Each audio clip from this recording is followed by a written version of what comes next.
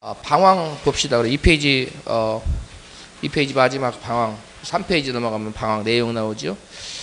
반역의 결과로 그 지난 시간에 했습니다. 반역의 결과로 그들이 광야에 얼마만이면 갈 수 있는 거리를 열 하루 넉넉 잡아서 보름이면 갈 수 있는 거리를 그들은 40년 동안 방황하게 됐죠. 방황한 뿐만 아니라 그들이 결과적으로 약속의 땅을 밟았습니까? 밟지 못했지요. 마찬가지로 반역은 실로 무서운 건데요. 오늘 신약 백성에게도 이것이 그대로 적용이 될까요? 안 될까요? 예, 이게 신약 백성에도 그대로 적용이 되는데 목회자 되실 여러분들은 그것을 아주 주지해서 성도들이 여기에 이 대열에 참여하지 않도록 아주 각별히 신경을 써야 됩니다. 이거는 목회가 되고 안 되고가 두 번째 문제고 그들 영혼과 관련이 있기 때문에 이거는 항상 모든 기회를 타서 그들이 반역의 대열에 한번 반역하면 자꾸 반역하게 마귀가 써요. 저를 보세요. 그래서 여러분들이 따라서 하세요. 여러분 항상 여러분 명심하고 그걸 계속 주시켜야 되는데 불의의 병기로 사용되지 말고 의의 병기로 사용되자. 이거 성도님들한테 표처럼 얘기해 줘야 돼요. 한번 이신희 목사님 한번 얘기해 봐요. 시작. 아멘. 한번 하나님께 의의 병기로 붙들려 사용사는 계속 돼요. 이게 믿음에는 따라서 합시다. 믿음에는 관성의 법칙이 있다. 우리 회장님 안 따라서 하네. 따라서 하라니까. 따라서 하래. 믿음에는 뭐가 있어요? 관성의 법칙이 있어서 한번 누구에게 붙들렸느냐 굉장히 중요해요. 그러니까 주일도 한번 빠지면 또 빠지게 돼요. 믿음이라는 게 그래요. 그래서 여러분들이 저와 여러분들이 신앙생활 할 때 여러분들 앞으로 이제 사역자가 될 텐데 이미 하고 계신 분들 계시는데 여러분 중요한 건 뭐냐면 성도들이 항상 주님의 장중에 붙들려야지 마귀의 장중에 딱 붙들려버리면 마귀에게 한번 딱 붙들리기 시작하면 계속 그쪽으로 쓰임받아요. 그러니까 이것을 철저히 차단시키도록 여러분 해야 됩니다. 그 다음에 두 번째 실로 아까 예표가 된다. 근데 다 했습니다. 목적지입니다. 목적지는 어디예요? 목적지가 어디예요? 가나안인데 그들은 목적지에 들어갔습니까? 결국은 못 들어갔지요. 약속만 받았는데 히브리서 기사가 이것에 잘 설명해주고 있어요. 약속을 받았는데 뭐 하지 못해서. 히브리서 한번 찾아가 볼까요? 성경 어디 있는지 찾아봐요. 우리 회장님 찾아서 읽어요. 내가 안 가르쳐 줄 거예요. 빨리. 몇 번 읽었어요? 히브리서 어디예요? 히브리서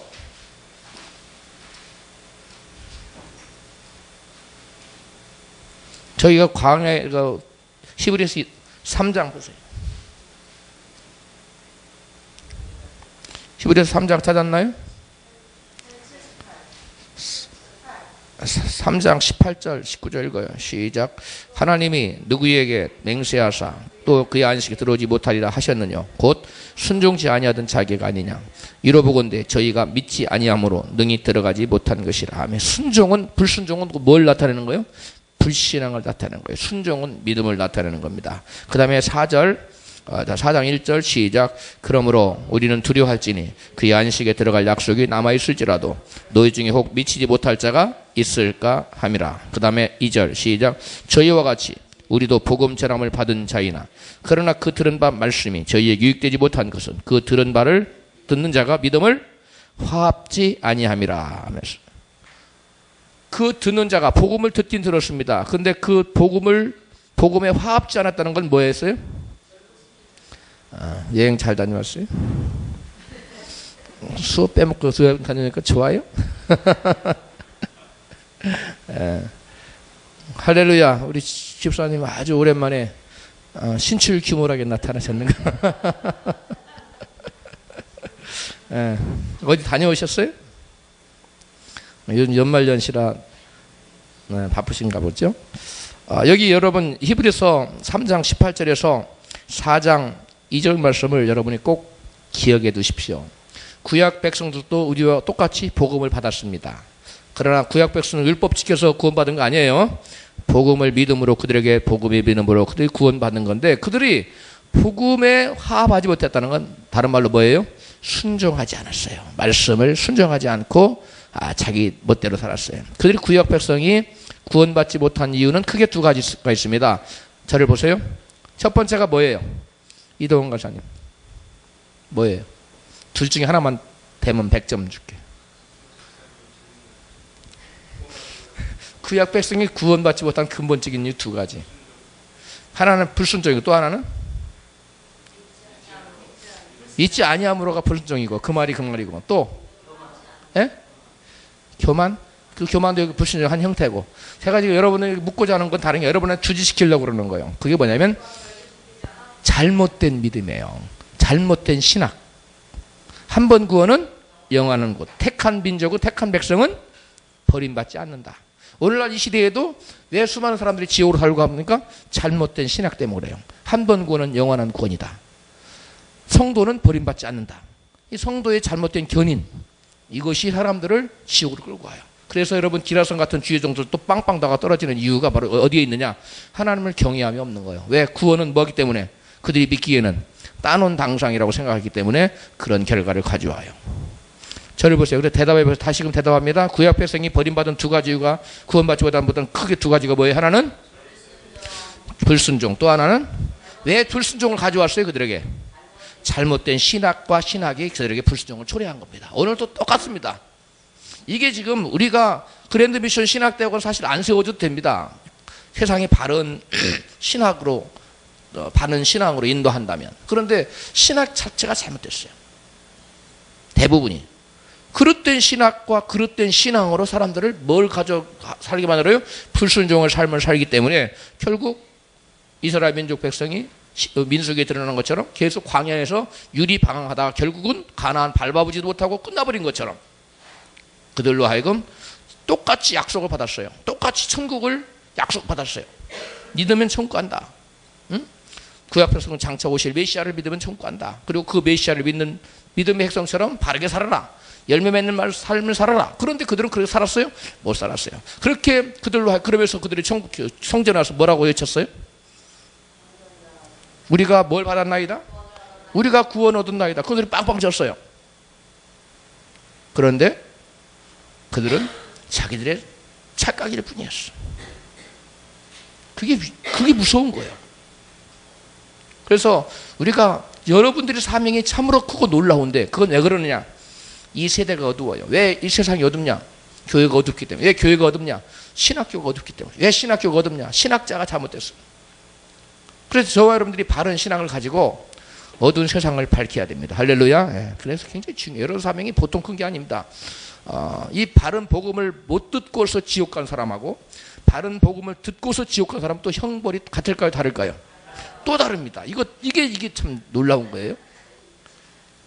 너는 바른 복음을 듣고도 지옥 갔냐? 그럼 마귀가 아주 신랄하게 그 사람은 아주 형벌을 줍니다. 그러니까 여러분 주님께서 많이 준 자에게는 뭘 찾고 많이 요구해요. 조금 준 자에게는 조금. 그러니까 은사 많이 받았다고 자랑 좋다고 파딱파딱 뛰고서 형광등기 할 필요 있어요? 없어요? 없어요. 많이 받으면 그만큼 일해야 돼요. 나는 조금 알래요. 취업 시간에 졸아야 되겠어요. 그렇습니까? 그래도 되겠어요? 어리석은 자요. 예. 예. 그 다음에 지난주 강의 우리 김정식 집사님 들었어요? 지난주 강의? 안 들었어요? 어떻게 시험 보려고? 그 다음에 본서의 특징. 본서의 특징은 하나님의 거룩한 성품에 맞게 우리를 하여금 하나님께 교제케 하기 위해서 우리를 어떻게 살아라? 거룩하게 살아라. 그것을 요구하고 있어요. 그 다음에 넘어갑니다. 여러분 이거 신명기에 민수기에 나타난 그리스도에 대해서 쭉 했어요. 전번에. 넘어가고 4페이지 보면 민수기에 예표된 그리스도 이것도 같은 건데 민수기 22장 예, 그리고 베드로후서 2장 계시록에 사람 누가 나와요? 발람 나오죠? 예, 발람의 길 발람의 길. 그다음에 여러분 쭉 한번 읽어봐요. 이렇게 어려울 문제가 아니에요. 그다음에 민수기 예표된 그리스도입니다. 장대에 높이 달린 놋뱀. 놋뱀은 바로 예수 그리스도를 상징하고 있어요. 근데 왜 하필이면 뱀은 뱀인데 놋뱀입니까? 누가 대답을 할까? 허규환 형제는 왜 하필이면 놋뱀이에요? 은뱀이나 뭐 금뱀, 철뱀으로 만들어 놓지. 예? 우리 집사님 왜 그래? 왜 하필이면 노뱀일까? 예? 그런 생각 안 해봤어요? 예, 저를 보세요. 구약에서 놋은, 구리는 하나님의 심판을 상징해요. 그러니까 심판받은, 저주받은 것을 상징하는 겁니다. 예. 그래서 여러분 신명기 28장에 가면, 조금 이따 우리가 신명기 다룰 건데, 신명기 28장에 가면은 그들의 저주의 하늘이 놋이 될 것이요 나와요. 놋. 한번 가볼까요? 네, 가봐요. 신명기 28장. 신명기 28장 찾아가세요.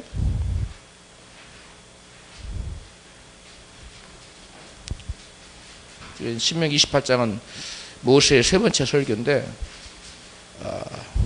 신명기 28장 23절 찾았어요?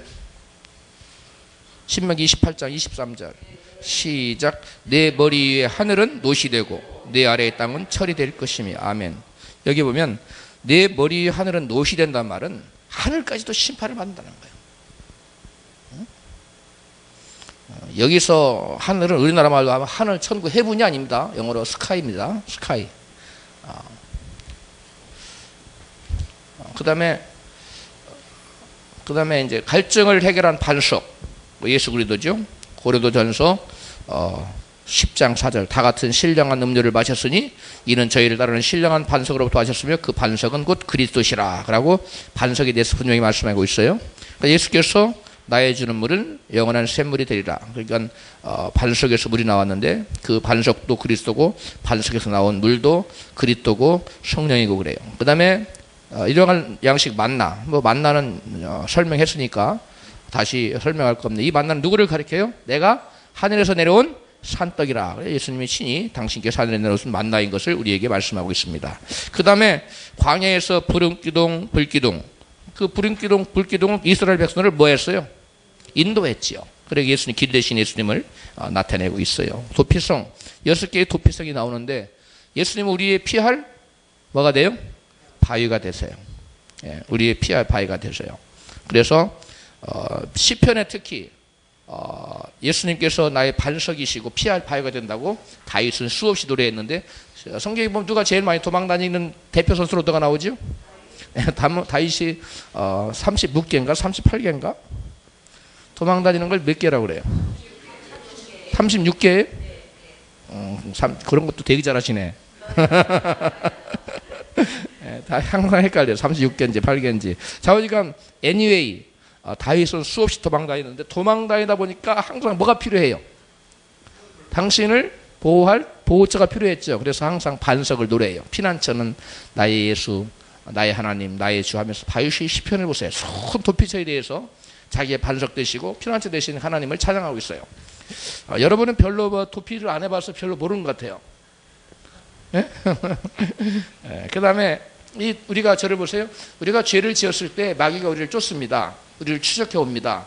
그때 우리가 누구에게 가서 숨어야 돼요? 우리 반석 되시고 도피자 되시는 주님께 나가서 십자가 보혈로 예수의 보혈 안에 거하면 마귀는 우리를 못 찾습니다. 그러니까 살인자가 내가 누구를 부지 중에 살인했어요. 그의 그 아버지를 잃은 아들, 아내를 잃은 남편 얼마나 화가 나겠어요. 막 분이 치밀어가지고 분이 아니라 뭐라 그래야 되겠 막 살기등댕해가지고 쫓아오는데 그 사람 어떻게 막아요? 그러니까 하나님이 그 사람의 심정을 알고 도피성을 만들어놓고 도피성 들어가면 못 죽이도록 했어요. 그런 것처럼 우리가 죄를 지었지만 우리가 도피성 되시는 주님께 재빨리 피하면 마귀는 우리를 발견하지 못해요. 만약에 마귀가 끝까지 추적해서 그러면 마귀는 불법이에요. 그래서 하나님 그걸 막아놨어요. 그래서 그러니까 죄를 지었으면 빨리 회개하고 누구한테 숨어야 돼요? 반석 되시고 피난처 되신 주님께 빨리 가야 돼요. 그것이 가장 지혜로운 거예요. 그렇지 않으면 마귀한테 맞아요. 그 다음에 멍에를 매지 아니한 붉은 암송아지. 오늘 참 누구한테 이거 발표하라고 그랬는데 발표 준비했어요? 아사셀 염소. 예? 간단하게 했어요. 이거는 아사셀 염소 멍에를 매지 아니한 붉은 암송아지. 이건 아사셀 염소는 아닌데요. 몇 분짜리예요? 아사셀.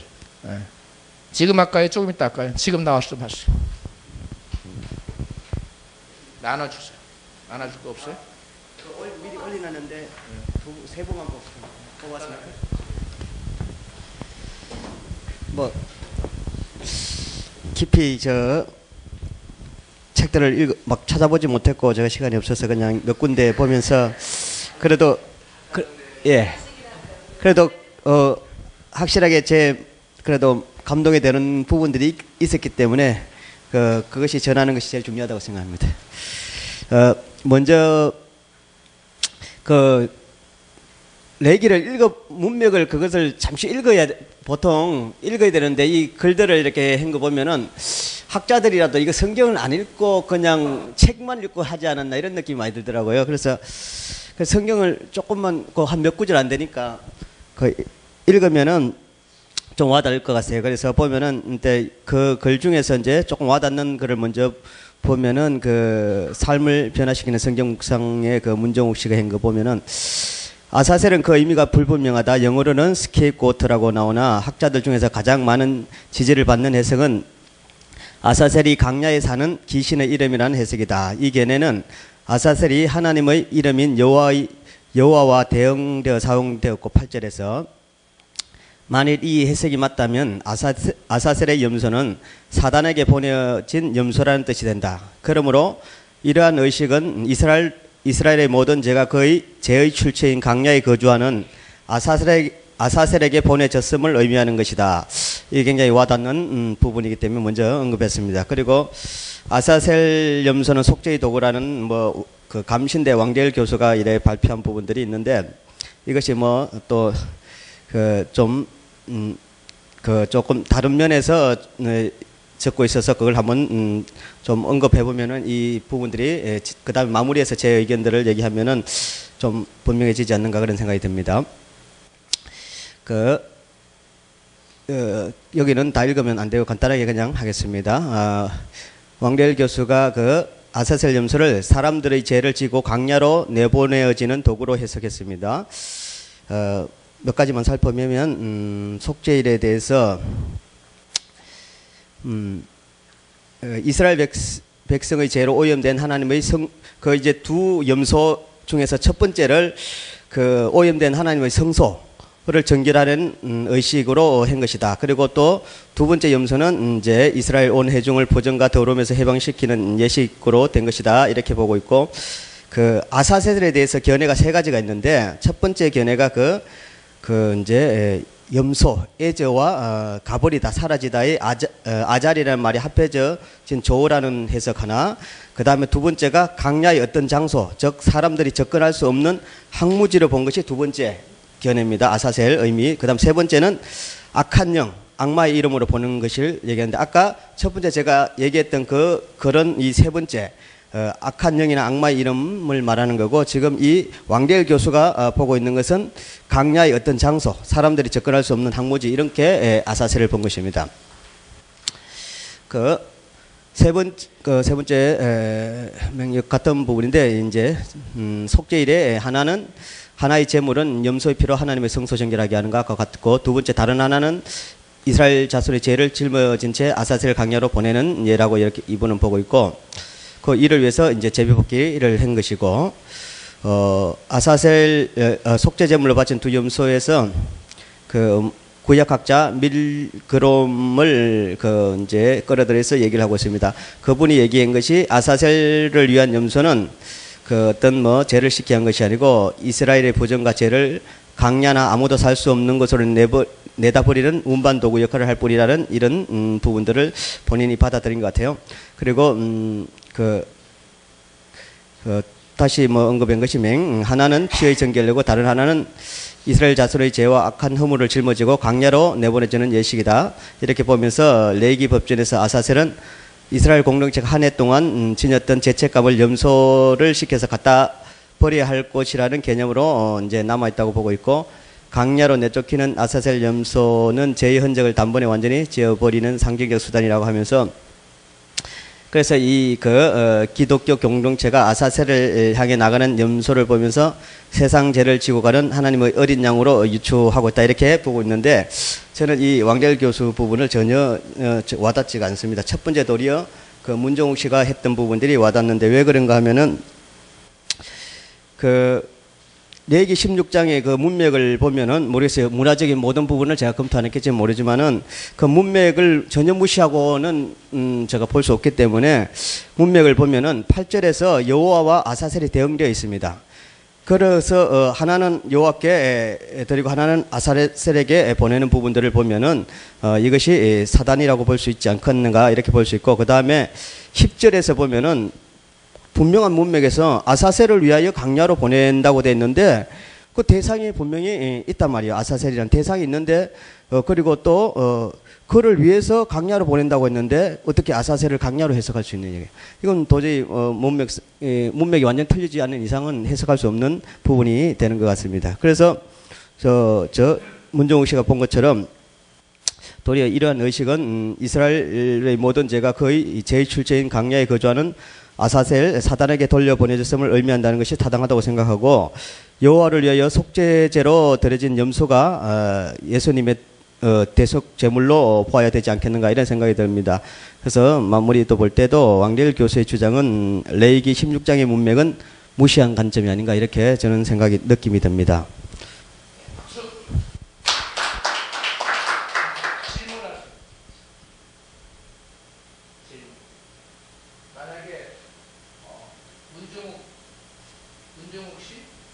예, 그 정확히 모르겠습니다. 문종욱 씨의 주장을 따르면 어떤 문제가 생기고, 그다음에 왕재일 교수의 주장을 따르면 어떤 문제점이 있고, 문종욱 씨의 주장을 따른다면 그걸 지지하면 어떤 문제점이 발생할까요?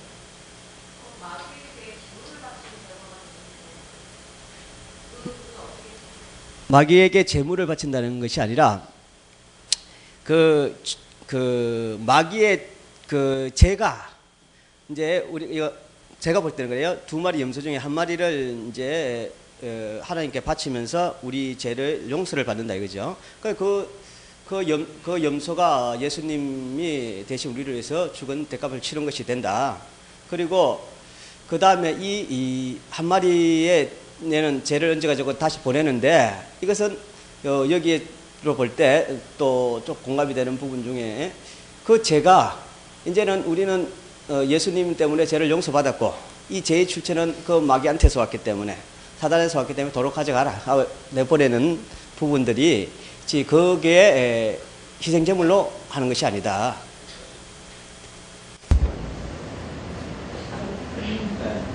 뭐라고 생각이 들어요? 우리가 죄의 속죄를 그러니까 하나님 한 분만으로 가능하잖아요. 근데 굳이 설령 구약을 할지라도 굳이 이 죄를 마귀에게 돌려보낼 의미가 있는가? 그러니까 어떤 분은 해석을 또 다 제3의 해석이 있어요. 3의 해석은 이제 3의 해석은 이 두 가지 역할을 예수님이 다 한 것이다. 이 두 양의 역할을 다 한 것이다. 그렇게 해석하는 부분도 있어요. 근데 그렇게 해석하면은 그게 도저히 문제가 와닿지 않는 거예요. 그렇게 해석을 하면은 왜 예수님이 왜 마귀한테 그 희생제물을 바치는 것이 되냐 이거예요. 도리어 이것은 이 두 번째 연소는 예수님 어떤 사람은 그것도 예수님으로 보고 있어요. 근데 두 번째 보내어짐 받은 그 연소조차도 예수님으로 해석이 가능하다는 거죠. 그렇게 보는 견해가 있다 이거죠. 그렇게 보는 견해가 어떤 문제가 발생했나요? 그러니까 그러면은 왜 예수님이 마귀한테 그 대가를 치르기 위해서 죽냐 이거죠. 하나님 앞에서는 잘못한 대가를 대신 지지만은 마귀한테 제가를 치를 필요가 없다 이거죠. 두 번째 보내진 그 염소가 왜 마귀한테 보내졌다라고 해석을 하죠? 아니 여기 성경 문맥에서 보면은 성경 아사셀을 위해서 보내졌다고 돼 있는데 아사셀이 마귀예요? 그래 아사셀에 대해서 견해가 세 가지 있잖아요. 네. 세 가지 중에서 하나는 사단 마귀로 보는 것이 있고 하나는 그냥 강야로 보는 견해가 있어요. 강야로 보는 견해가 이 왕재열 교수가 하는 부분이고 그 다음에 이 문종욱 씨가 본 부분들은 강야가 아니라 강야에 있는 사단 그렇게 보는 거예요. 여기 제 성경에는 아사셀을 떠나보내는 염소, 그 험한 절벽, 완전한 멸망. 그러니까 아사셀하고 염소를 구별해야지 아사셀 염소를 하나로 보면 안 되는 거예요. 아사셀을 위해서 보내는 염소지 그 문맥에 보면은 아사셀하고 염소를 같이 묶어서 보면 안 되는 것이죠. 그 아세사를 꼭 마귀나 그런 거로 해석을 안 하고 떠나보내는 염소로 해석이 가능하다는 거죠. 그런데 그걸 보면요, 이 문맥을 보면은, 그걸 해석을 보는 것이고, 문맥을 보면은, 아사셀이 하나의 대상이란 말이에요. 하나님이나 어떤 것처럼 하나의 대상이란 말이에요. 그를 위해서 그 염소를 보낸단 말이에요. 그러니까 아세사를 위하여 제비 뽑은 염소, 10절을 보면은, 아세사를 위하여 제비 뽑은 염소는 산채로 여호와께 두었다가 그것으로 속죄하고, 아세사를 위하여 광야로 보냈지리라. 이건 없어요. 그렇죠. 10절까지 보면은, 10절에 보면은 그 강야에 아사셀이 있다는 그런 거에 보면은 강야에 있는 그 아사셀에게 보낸다는 의미의 그걸 보면은 이거를 아세셀을 떠나보내기 위하여 광야로 보낼지 이렇게 해석되잖아요. 아니죠. 네. 그게 아사셀이 어떤 인격적인 대상일 수도 있지만 예. 생각에 따라서는 여기서 말하는 장소일 수도 있다는 생각이 들거든요. 그렇죠. 그래서 왕계일 교수는 이렇게 그래서 아사셀을 위하여 보낸 염소라고 할 때 이 아사셀이라는 것을 여기 말할 때 사람들이 접근할 수 없는 황무지 예. 제가 본 그 성화의 경우에는 아사셀 염소를 그 굉장히 큰 높은 산에서 산과 산에서 아주 깊은 골짜기로 아사셀 염소를 집어 던지는 걸 보여주는 장면이 있었거든요. 그러니까 보낼 때 쫓아서 보내는 경우도 있지만 이렇게 절벽 같은 데서 떨어뜨리는 그런 염소의 경우도 있잖아요. 그러니까 거기를 아사셀이 있는 곳이라고 볼 수 있는 것이죠. 아니 그러니까 아사셀이 있는 곳이라고 할 때는 아사셀을 인격적인 존재로 이제 전제하신 거고 아사셀이 죄가 우리에게서 멀어졌을 때 다시 찾을 수 없는 곳으로 보낸 것처럼 여기 말하는 그 사람들이 접근할 수 없는 어떤 곳 그곳을 아사셀이라고 말하면서 이렇게 할 수 있다는 지금 그렇죠. 목사님의 설명은 우리 하나님께서 죄가 동이서에서 동이서에서 온 넘어가지. 것처럼 말씀적인 죄를 저 멀리로 보내버리는 것을 위하여 지금 목사님의 문제점은 문정욱 씨의 문제점은 제가 여러분들한테 그걸 지적하라고 한 얘기인데 자꾸 그 인격체나 왜냐하면 이게 지금 아사셀 염소를 먼저 속죄했어요. 하나님께. 여기 10절을 보세요. 보면 아사셀을 제비뽑은 염소는 산대로 여호와 앞에 두었다 그것으로 속죄하고 이미 하나님께 속죄제로 드린 제물이에요. 이제 그 속죄제로 드린 제물의 결과를 지금 처리하는 과정입니다. 이렇게 봐야 되는데 그래서 요거를 잘 문맥을 잘 봐야 돼요. 이제 그 문맥이라는 게 다들 문맥을 가지고 얘기를 해요. 아까 우리 목사님이 얘기한 것처럼 사람 문맥이 틀다는데 그 사람도 문맥을 안 본 게 아니고 다들 보는데 여러분 요거를 절대로 받아들여서는 안 되는 게 하나가 있는데 우리 한국 교회에서는 그 받아들이지 않는 게 귀신이나 사단에게 보내졌다고 보지 않습니다. 다른 세계적인 추세는 내가 자세히는 내가 그것까지 모르겠는데 대부분 그렇게 인격체에게 돌려버렸다고 한 주장이 누구예요 지금? 문정욱 씨인가요? 네. 문정욱 씨의 주장은 한국 교계에서는 거의 공통으로 받아 다수 견해라고 다수의 견해라고 해서 모르는 건 아닌데 사우디가 그런 식으로는 우리 교계에서는 그럼 포인트는 죄를 떠나보내서 다시는 기억하지 않으시는 광야가 다시는 돌아올 수 없는 길이 없는 것이잖아요. 그러니까 이게 이제 10절만 보면 8절도 보면은 8절 10절을 같이 보면은 이 두 마리 염소를 준비하면서 하나는 아사셀을 위해서 준비하고 하나는 하나님을 위해서 준비하는 부분들이 있어요. 8절은. 그러면은 어떤 부분을 위해서 이제 두 부분을 준비했던 게 돼 있고 그다음에 10절에 가서 위하여가 꼭 우리 문정욱 씨의 주장처럼 꼭 인격체여야 되느냐 나는 인격체라고 전제한다면 위하여라는 말은 반드시 인격체에만 쓴다고 전제를 한다면 그 말이 성립이 돼요. 문정욱 씨의 주장이. 근데 문정욱 씨의 주장은 단지 인격체라는 전제했을 때 가능한 얘기고 꼭 무엇을 위하여가 인격체에만 것입니까? 그렇지 않잖아요. 그렇지 않기 때문에 여기는 여러분이 요 정도까지만 여기도 다른 10절에 보면은 만약에 10절에 만약에 강야라는 게 없으면은 조금만 생각할 수 있어요. 아사셀을 위해서 강야를 보낸다고 돼 있어요. 또 보면 10절에 보면 그럼 두 개가 같이 또 나와 있단 말이에요. 10절에 보면은 여기 22절에 보면요. 염소가 그들의 모든 부리를 지고 접근하기 어려운 땅에 이르거든 그는 그 염소를 광야에 놓을지라 이렇게 되어 있거든요. 그래서 저는 이 16장을 읽으면서 어떻게 해석했냐면 아사셀 염소는 모든 죄를 짊어지고 가는 염소이고 우리 죄가 하나님 앞에 가려지는 것뿐만 아니라 동시에 죄가 서에서 동에서 먹은 것처럼 완전히 제거되는. 그러니까 염소는 그렇다니까요. 염소는 그렇다면 염소는 그렇게 해서 지고 가서 그렇게 하는데 아사셀하고 염소를 그걸 붙여서 보면 안 된다는 거예요. 아사셀은 아사셀이고 염소는 염소란 말이에요. 그 염소를 아사셀이라는 이름을 붙일 수가 있어요. 그러니까 아사셀로 보내는 염소란 말이에요. 아사셀을 위해서 보내는 염소란 말이에요. 떠나보내기 위해서 보내진 염소로 해석이 가능해요. 그러니까 인격체가 아니에요. 그러니까 염소는 그렇단 말이에요. 염소는 그렇게 볼 수 있는데 아사셀은 그렇게 보면 안 된다는 거죠. 아니지, 아사셀을 아사셀을 위하여 인격체로 광야로 보낼 수 그렇다고 있다고 되어 있으니까 그 염소를 위하여 광야로 보낼 수 박수. 너무 잘했어요. 여러분이 너무 잘했어요. 포인트를 너무 잘 찍어왔어요.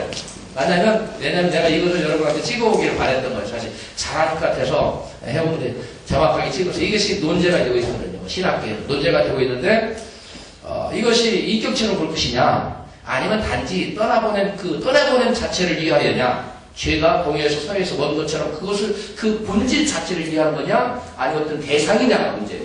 근데 그 대상과 네. 현실 그 두 가지가 다 내포된 것 같아요. 그런데 여러분 그렇게 보면 뭐가 되고 있어요? 여기에 속죄하고 했어요. 이미 이 아사셀 염소는 이미 속죄하고야 속죄하고 나서 보내는 거예요. 근데 여호와한테 속죄한 거예요. 이거는.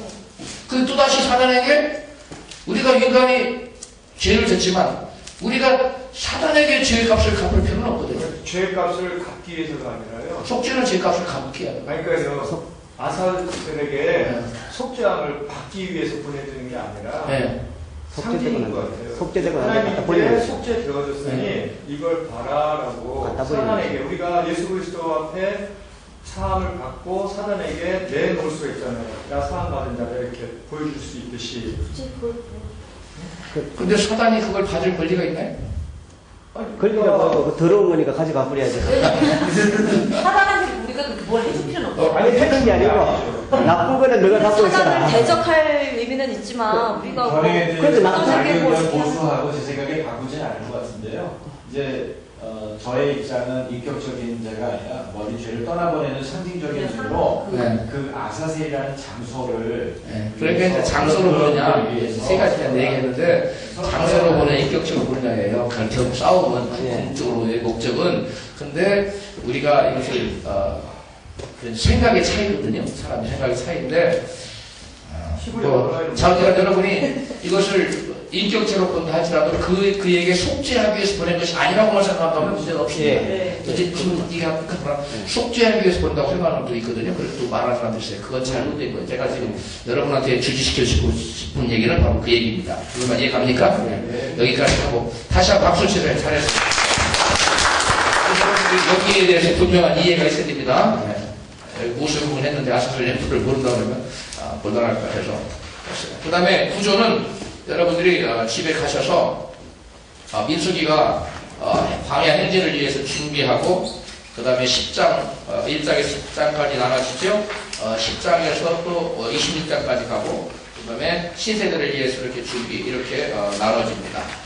여기까지 해서 일단 민수기를 끝내야 오늘 모세오경 신명기를 갈 수 있어요. 신명기 갑니다. 신명기 여러분 강의안을 보면요. 자, 모세오경이 마지막 책이죠. 모압 평지에서 가나안 입성 직전에 모세가 죽기 전에 세 가지 율법을 설교한 내용입니다.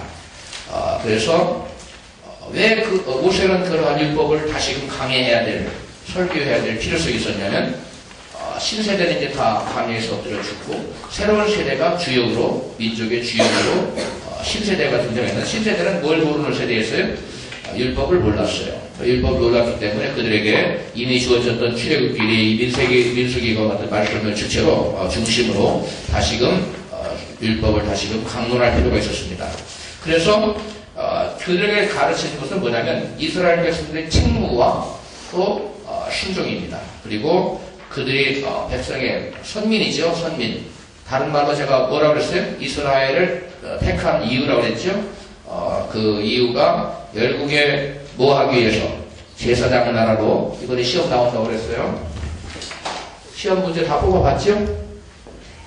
모세오경 시험 문제 봤어요? 안 봤어요? 25문제 나오는데 사실은 25문제라고 항의한 사람이 25문제가 20문제예요. 왜 20문제냐? 거기에 뭐가 나와요? 선악과에 대해서 제가 풀어놨어요. 그걸 하나로 선악과를 딱 물어보고 여러분들이 점수를 못 받아서 여러분 하나로 줄여줄 수 있어요. 그냥 선악과에 대해서 쓰시오. 그러면 여러분들이 점수가 안 나와요. 그래서 다른 문제를 좀 풀어놨으니까 보시고 최소 제가 그 문제 낼 때 저를 보세요. 최소한 요 정도는 알아야 된다. 요 정도는 사람을 만났을 때 줄줄줄 설명할 수가 있어야 된다. 여러분 시험 준비를 내가 누구를 읽고 설명할 수 있을 그 정도로 써내면 돼요. 그런데 제가 채점할 때는 정확하게 채점합니다. 들어가야 되니까 감점이 계속 됩니다. 하나의 10점인데 어떤 사람은 한 문제를 열심히 써놨는데 3점밖에 못 받는 사람이 10점 만점. 내용이 없어요. 자기 말만 써놨어요. 제가 얘기한 걸 정확하게 프린트를 보고 강의안을 다시 들어가 보고 강의안에 없는 것은 저기 녹화된 테이프를 보고 여러분 것으로 소화하지 않으면 여러분이 앞으로 목회할 때 무식한 목회자가 돼요. 할 것 모르는 목회자가 돼요. 알아야 돼요. 그래서 기본이니까 베이직을 뽑아놨으니까 반드시 해야 돼요. 그래서 다시 한번 여러분한테 얘기하면 이스라엘을 제사장으로 삼은 이유를 알아야 돼요. 이스라엘을 제사장으로 삼은 이유가 뭐라고 그랬어요?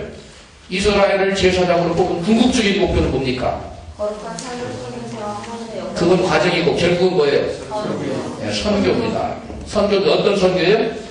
열방 선교입니다. 이게 하나님의 이스라엘 백성을 열국 가운데 뽑은 궁극적인 목표입니다. 그런데 요거 선교를 하기 위해서는 과정이 뭐가 있어야 돼요? 그들의 삶이 하나님께 뭐 돌려야 돼요? 영광 돌려야 돼요. 영광 돌려야 되는데 이 영광은 뭘로 돌립니까? 거룩한 삶으로 돌립니다. 이것이 여러분 앞으로 목회에서 여러분 목회 패러다임이 돼야 됩니다. 이게. 앞으로 설교의 패러다임이 돼야 됩니다. 궁극적인 것은 선교고요. 궁극적인 것은 우리끼리 먹고 마시자가 아니에요. 적으세요, 여러분. 우리끼리 먹고 마시자고 끝나면 안 돼요.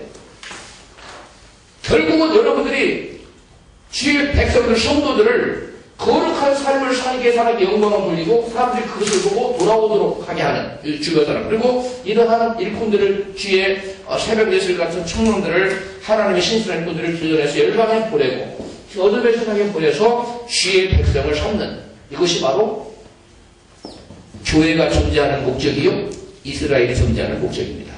과거의 이스라엘은 신약시대의 교회입니다. 무슨 말 이해가죠? 네. 그래서 이 문제가 하나 나와 있어요. 거기에 문제를 보면 그래서 여러분 신명기에 다시금 모세가 백성의 기본 도리를 설명하고 있고요. 삶의 원리를 설명하고 있습니다. 그래서 거룩한 삶을 살기 위해 살도록 하기 위해서 이 백성들을 하나님께서 모세에게 주신 것이 다시금 뭐가 나와요? 이 도덕법이 또 나오고 있잖아요. 이게 나오고 있어요. 여러분들 이런 것들을 도외하면서 설명할 수 있는 그러한 여러분 것으로 소화하는 게 필요해요. 그래서 여러분들이 가능한 한 동영상을 이것만으로는 필요한 적이 아니라 다시 봐가면서 여러분 것으로 소화해내야 돼요. 우리 박현장 사모님. 네. 교육시킬 때 할 수 있지? 웃음으로 대신하는데 할 수 있다는 건지 없다는 건지 궁금하네요. 시험 문제가 보면 알아요. 할 수 있는 문제. 시험 문제를 보여드려요. 자, 기록 목적입니다. 신명기는 모세의 교훈을 담고 있는데요. 네 가지가 나와 있죠. 첫 번째는 율법에 우지한 신세대 새로운 공동체가 어떻게 율법을 알고 지켜야 할 것인가 를 얘기하고 있고요. 두 번째는 과거의 불순종에서 그 불순종 결과가 뭐였다는 것, 얼마나 처참하고 상담했다는 것을 보여줌으로써 신세대로 하여금 순종의 중요성을 깨우치고 그래서 사랑의 백성으로서 마땅히 살아야 될 거룩한 삶을 살도록 권고하고 도덕적 타락을 막고자 합니다. 영적인 타락, 저를 보세요. 영적인 타락은 도덕적인 타락의 결과로 나타납니다. 영적으로 타락하지 않고 도덕적 타락이 안 나타납니다. 그런데 영적인 타락은 여러분 하나님과의 뭐에 있어요? 관계에 있어요. 그래서 밀접한 관계에 있어요. 그래서 도덕적으로 타락한 사람은 영적으로 하나님께 뭐하는 사람이에요? 하나님과 떨어진 사람이에요. 그래서 믿음의 사람은 자기가 아무리 있다고 큰 소리 치는 것을 볼 것이 아니라 그의 삶을 들여다보면 돼요. 그가 정직한가? 그가 바른 삶을 사는가? 이걸 보면 알 수 있어요. 그걸 목적으로 한 겁니다. 그래서 오늘날 가장 사실은 이단 중에 이단이 뭐냐? 아무데나 살아도 결국은 예수 믿고 구원만 돼. 이게 가장 이단 중에 가장 극렬한, 가장 악한 이단입니다. 사실은. 그걸 알아야 돼요. 근데 지금 한국 교계에 칼빈이즘이 워낙 세니까 사람들이 그 맞장을 못 둬서 그렇지 사실은 그게 가장 먼저 이단으로 정죄받아야 됩니다. 대답은 그래야 안 그래요? 대답이 싫잖아요. 그래야 안 그래요? 네. 그렇죠? 그렇습니다. 이게 가장 사악한 이단입니다. 네. 사람들을 지우고 있는 이신 목사는 그렇죠? 대답이 대답하는 거야. 이름이 정확하셔야 대답. 네? 이신표. 이신표 목사님. 제가 아까 관성의 법칙이 있다고 저 믿으면은 이신일 하니까 이신일 이거 나오잖아요. 이선일 해놓고 이신일이 나와요. 그래서 다 대답을 껄끄럽게 되겠구나. 어쩐지 껄끄럽다 했더니. 네. 그 다음에 세 번째 하나님께서 애굽 훈련해요. 가나안 들에 가서 설명하면서 언약 백성 정체성, 뭐 똥거리 정체성. 그 다음에 네 번째 정체성을 일깨우기 위해서 다시금 법을 거론했습니다. 네 번째는 삶의 지침입니다. 동그라미 언약 백성의 삶의 지침. 제가 시간이 없으니까 이 자세한 성경 말씀은 다 안 읽어봅니다. 그러나 한번 이 신명기 6장 5절, 그 다음 7절, 8절, 7장 8절 이거 다 알아야 돼요. 여러분 꼭 신명기 6장 5절을 시험하죠. 시작. 너는 마음을 다하고 성품을 다하고 힘을 다하여 내 하나님 여호와를 사랑하라. 그러니까 주님께서 이것을 여기 인용하셨잖아요. 저를 보세요. 주님께서 이거 인용하고 있잖아요. 바로 쉐마를 인용한 겁니다. 가장 큰 법이 뭡니까? 그러니까 첫째는 주 너의 하나님을 내 몸처럼 사랑하라. 둘째는 이와 같으니 내 이웃을 내 몸처럼 사랑하라. 첫 번째가 뭐냐면 마음을 다하고 목숨을 다하고 뜻을 다하고 주 하나님 사랑하라. 여기는 힘을 다하여 빠졌는데 여기는 힘을 다하여 주 너의 하나님 사랑하라. 그래서 쉐마에서 나와요. 그 이스라엘 백성들의 삶의 궁극적인 목적입니다. 하나님 창조하신 창조 목적이기도 합니다. 그 다음에 7장 8절 마지막 부분 시작. 그를 사랑하고 그 계명을 지키는 자에게는 천대까지 그 언약을 이행하시며 인애를 베푸시되. 천대까지. 그 다음에 넘어갑니다. 2페이지 가고 있어요. 2페이지 보면 내 하나님 여호와를 경외하고 이스라엘아 내 하나님 여호와께 요구하신 것이 무엇이냐? 곧 내 하나님 여호와를 경외하고 그 모든 도를 행하고 여호와를 경외하면 그 모든 도를 행하게 되어 있습니다. 여호와를 경외하지 않기 때문에 도를 행하지 않습니다. 여호와를 경외한다는 것이 무슨 뜻이죠? 송충산 형제입니다. 여호와를 경외한다는 것이 무슨 말이에요? 많이 들어봤죠? 네. 그런 말도 썼죠? 대답해. 무슨 말이에요? 경외한다는 게.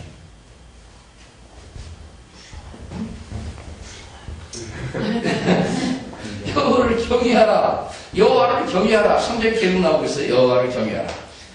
이삭을 제물로 바치고 난 다음에 여호와께서 이삭이 아브라함에게 내가 이제야 네가 나를 뭐하는 줄 알았노라. 경외하는 줄 알았다. 네가 이제야 진실을 나를 믿는 줄 알았다는 얘기입니다. 근데 하나님을 어떻게 믿느냐? 두려워하는 거예요.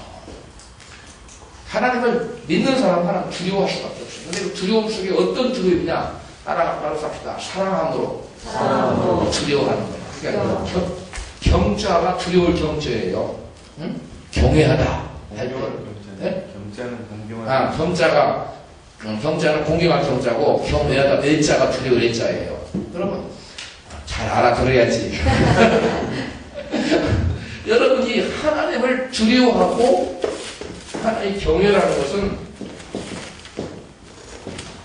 하나님을 사랑하는 것이에요. 그런데 하나님을 사랑하는데 어떻게 사랑하느냐? 높여서 사랑하는 거예요. 높여서 사랑하고 그 다음에 하나님을 두려워하는 것이죠. 그러니까 하나님과 우리 인간은 하나님과 맞먹을 존재라는 게 아니라는 거예요. 맞먹을 존재가 아니라는 거예요. 우리 인간은 하나님께 절대 복종만 있어요. 사랑의 대상이긴 하지만 그냥 저기 사람. 그 성경에 보니까 아내가 남편을 경외하라고 했어요? 하지 말랬어요? 경외하라는 표현이 있습니까? 없습니까? 박현장 사모님. 아내들이요 남편을 경외해라. 죽게 하는 네, 죽게 하든 하라고 했죠. 근데 이삭 누구야? 사라가 주라고 그랬다고 주라고 했어요. 사라가 아브라함을 놓아든 주라고 찾아가봐요. 아내들이요 찾아보시오. 아내들이 저들은 많이 찾아보시죠. 아내들에게 사라가 아브라함을 뭐라고 했어요? 주라고 했지요. 근데 성경에 아내들에게 남편을 경외하라고 했는지 안 찾아봐요. 네? 존귀 여기라는 건 흉기 여기라. 보고 아내를 사랑하라. 복종하라. 근데 경외라는 말은 나와야 안 나와요. 베드로전서 3장 6절에 복종하기를 죽게 하듯 하는 겁니다. 네. 사라가 아브라함을 주라 네. 칭하여 순종한 것 같이 이렇게 나오고요. 네. 경외라는 말은 안 나오고요. 자, 여러분 저를 보세요. 이 경외라는 말은 하나님께 말씀하는 거예요. 하나님의 대답. 그래서 하나님을 여기 사람 속에 뭐가 들어가 있냐면 믿음도 들어가 있어요. 이게 참 청천적인 언어인데요. 아브라함에게 하나님께서 네가 나를 경외하는 자라, 네가 나를 믿는 줄 알았다. 이제야 내가 알겠더라. 네가 이제야 나를 사랑하는 줄 알겠노라. 네가 나를 이제야 나를 높이는 줄 알겠노라. 이제야 네가 나를 두려워하노라. 이거 다 들어가 있는 굉장히 포괄적인 언어입니다. 굉장히 포괄적인 언어. 그러니까 송송장 현대는 턱도 대답 못하잖아요. 그럼 웬만하면 다 대답할 수 있잖아요. 그죠? 이게 청체적인 이런 단어가 있어요. 자, 그 다음에 보세요. 신명기 11장 그를 섬기면 때를 따라 늦은 비와 이른 비를 적당을 내리신다. 그 다음에 신명기 30장 사망과 복과 저주를 네 앞에 두었은즉 순종하고 부정하라. 사랑하고 순종하고 부정하라. 여기 보면 사랑하고 순종하고 부정하고 다 같은 얘기예요. 사랑하면 순종하게 돼 있어요. 어디 나와요? 성경에 신학성 예수님 뭐라고 말씀하셨어요? 나를 사랑하면 나의 사랑하면 나의 계명을 지키리. 어디 나와요? 요한복음 14장 7절 그리고 21절에 나와요. 그런 말씀들을 외워놔야 돼요. 요한복음 어디 나온다고요? 14장 7절 21절에 나와요. 그 다음에 주제. 첫 번째 시간 강의가 11시 반까지인가요? 네. 주제는 재교육, 율법을 재교육을 목적으로 하는 거예요. 확대 적용시킨 거예요. 그 다음에 신명기에는 장차 예수 그리스도를 통해서 믿는 자에게는 구원이, 축복이, 불순종에게는 심판이 주어진다는 것을 복음 예시적 역할을 하게 했고요. 그 다음에 신명기 역사적 사실을 회고하면서 그 속에 하나님의 섭리와 율법을 적절히 소개해서 하나님과 인간 사이에 언약적인 배경을 설명해주고 있습니다. 그 다음에 특징을 여러분 자세히 볼 필요가 있어요. 특징. 신명기 다음과 같은 특징적인 내용을 담고 있다. 첫 번째, 10계명. 10계명은 택한 이스라엘 백성으로서의 뭐예요? 삶의 지침서입니다. 그러니까 그 백성의 법이에요. 각 나라마다 뭐가 있죠? 법이 있죠? 그런 것처럼 하나나라 백성의 법이 10계명이에요. 여기에 삶의 윤리가 보다 써놓으세요. 삶의 윤리가 들어있어요. 10계명에. 윤리예요, 윤리. 도덕법이라고. 그래서 도덕법이라고 하는 거예요. 윤리. 삶의 윤리. 천국 시민의 도덕 윤리예요.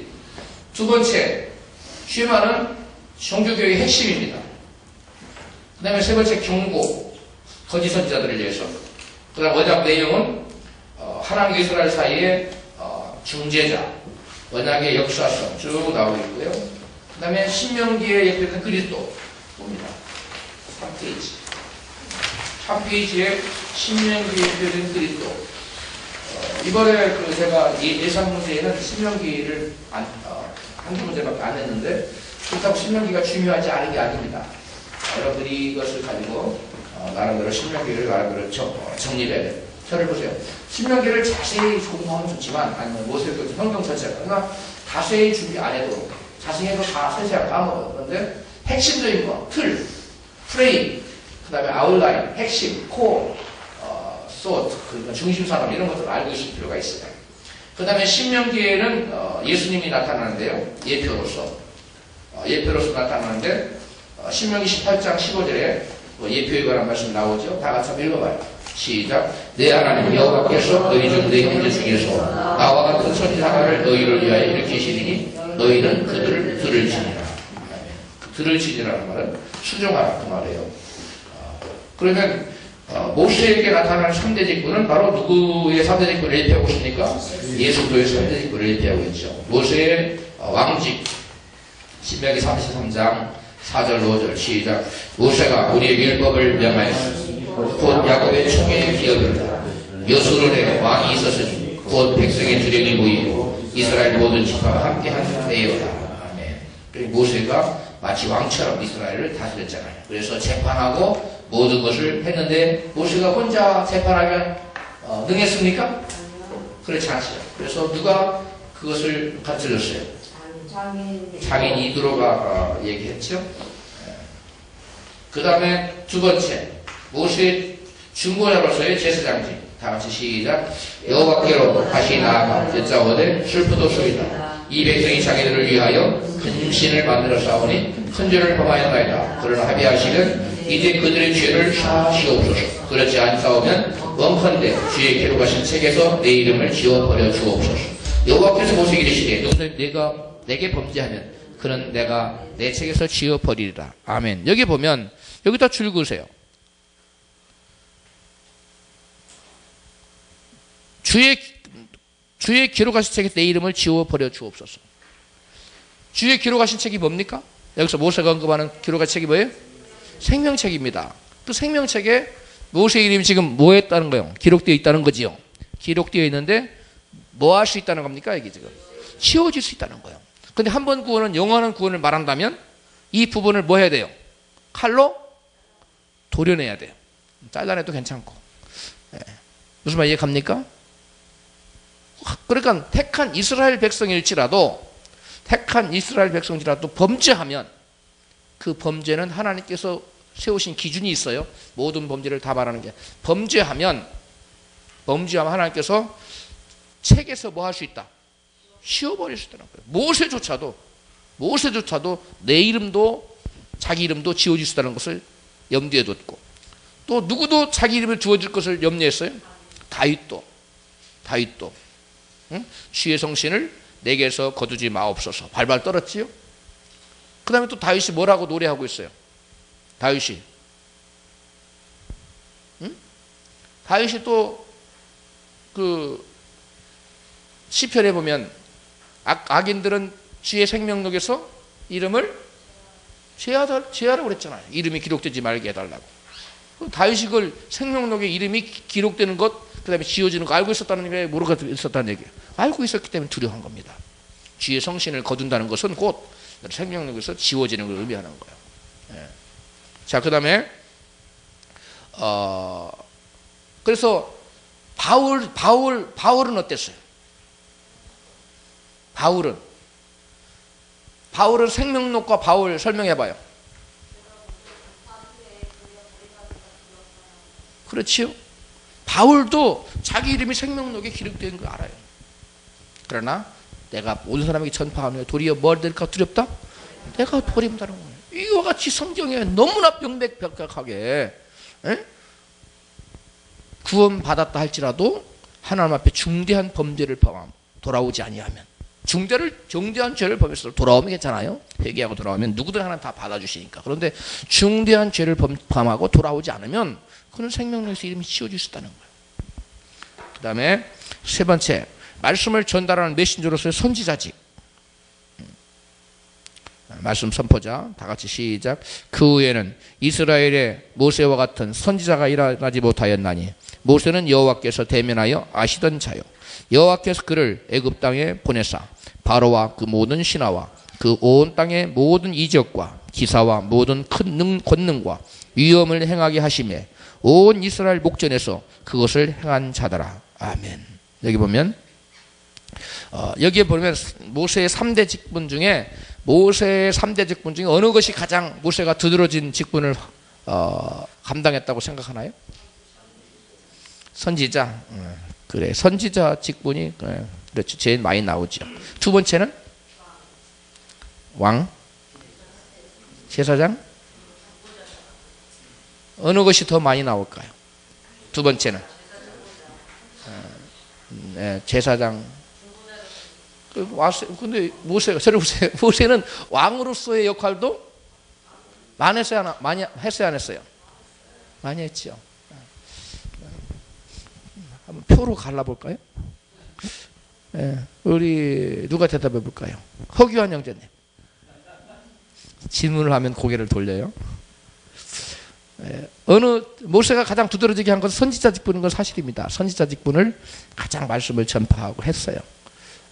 그런데 모세가 두 번째로 많이 세 가지를 다 했지만은 두드러진 것이 뭐예요?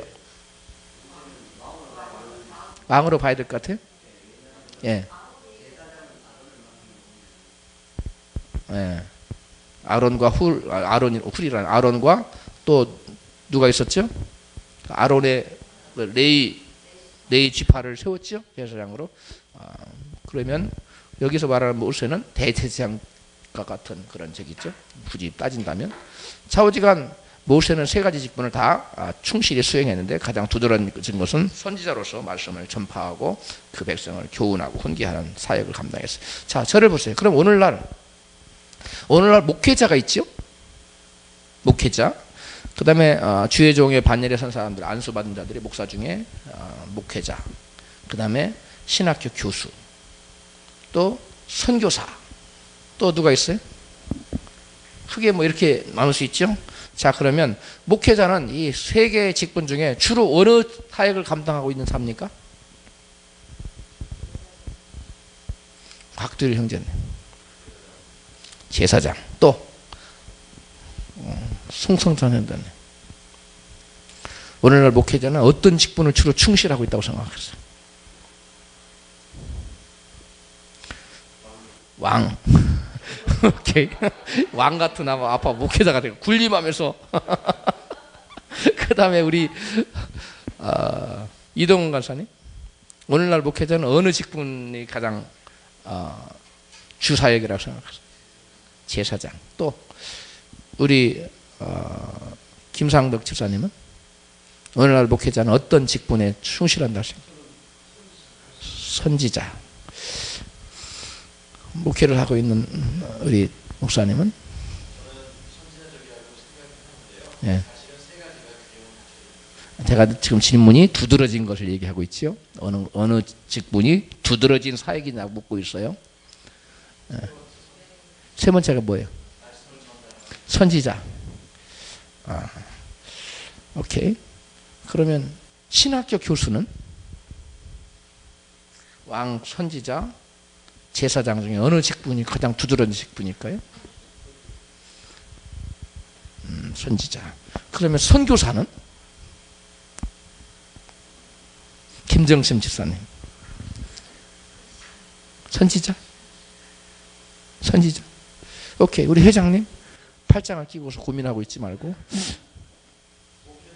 네. 네?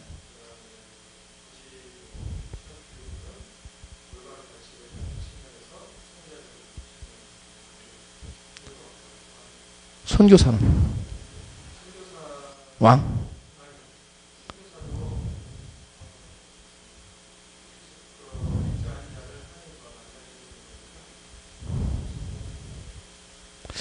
예, 예, 여러분 뭐 정답이 있는 건 아닙니다. 사실은 이게 정답이 있는 거 아닌데 그 사람의 취향에 따라 좀 달라지는 것 같아요.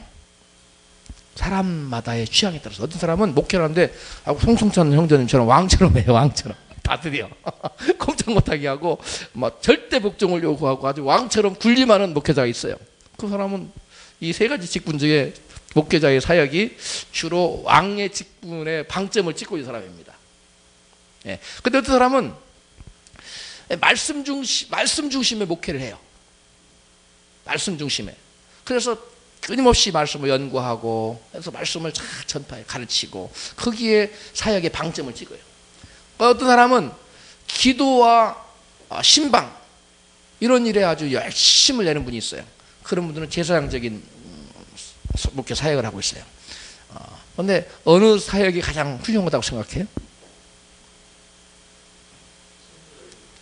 선지자적인 말씀? 아무리 뭐 신방 열심히 하고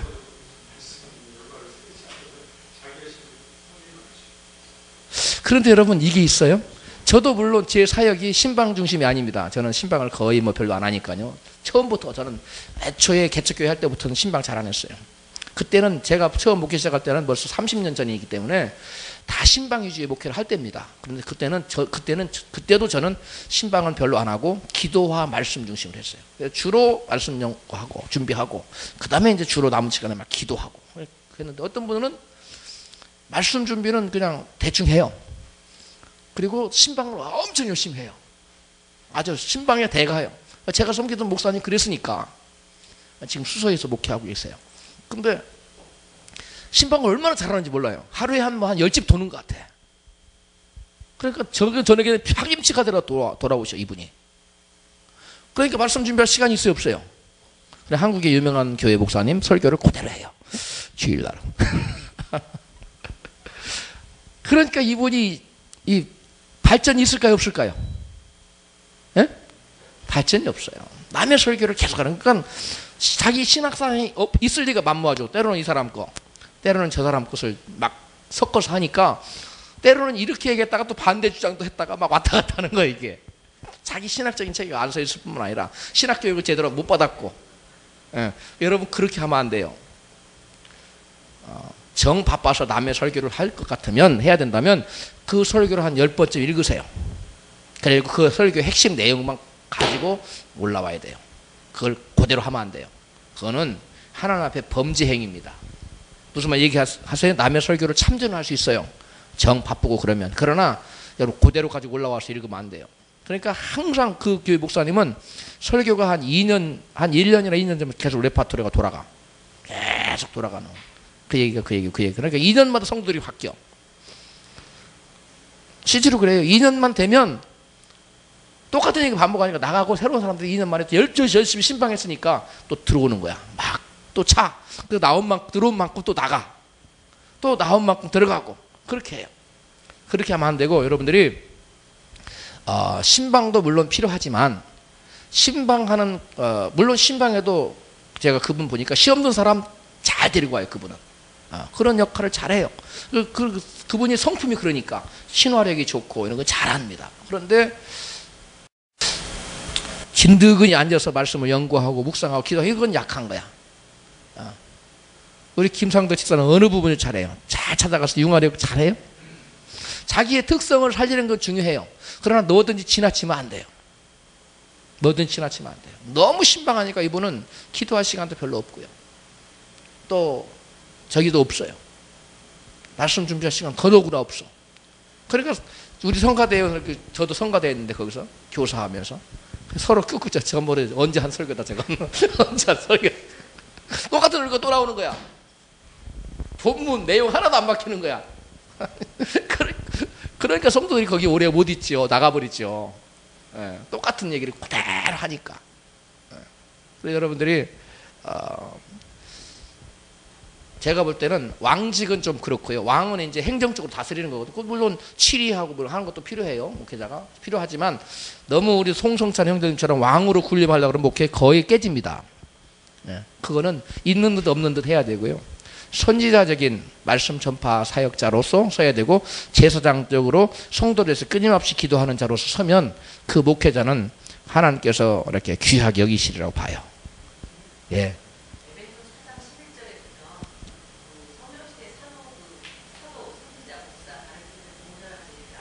예. 예. 예. 예. 예. 예.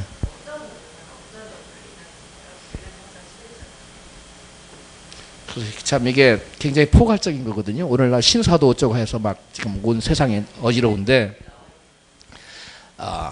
물론 오늘날 사도적인 역할을 하는 사역자도 있습니다. 무슨 말 이해합니까? 제가 신사도를 인정한다는, 저는 신사도를 인정하지 않습니다만은 사도적인 역할을 하는 사람도 있어요. 사도적인 역할을. 그러나 제가 오늘날 이 시대에 사도가 있다고 인정하지는 않습니다. 그건 그 시대에 하나님께서 주님을 만나고 주님과 교류한 사람들이 사도였기 때문에 오늘날 신사도라고 말하는 건 말 자체가 안 되는 거예요. 웃기는 얘기예요. 예. 선지자랑 목사랑 딱 나누고 있잖아요. 예, 예. 그러면은 목사님하고 선지자랑 달리 비교하고 있어요. 지금 제가 그 대답하려고 하고 있어요. 하고 있어. 거기서 말하는 것은, 거기서 말하는 건 딱 선지자다. 그 다음에 우리가 여기서 말하는 거, 우리가 이런 직분들이 다 종합적으로 우리에게 있다는 겁니다. 그렇지만 우리 어느 한 가지를 딱 우리가 꼬집지 않았어요. 그러나 그 시대에, 특별하게 그 시대에 구약 성경 같은, 구약 시대 같은 건 선지자가 있었어요. 그렇죠? 근데 신약 시대는 선지자가 있습니까? 없습니까?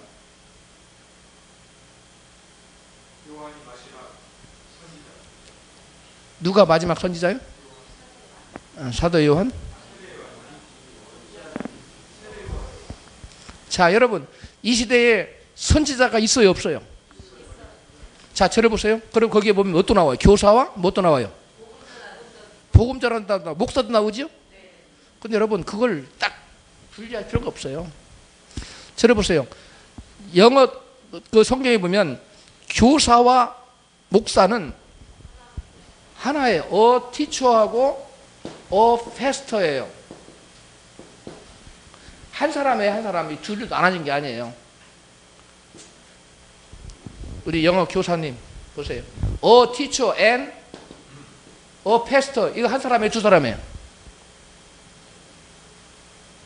자, 그러면 pastor, teacher는 몇 사람이에요? 그래, 헬라 하나밖에 없어요. 보세요. 여기서 말하는 것은 뭐냐면 교사이면서 뭐라고요?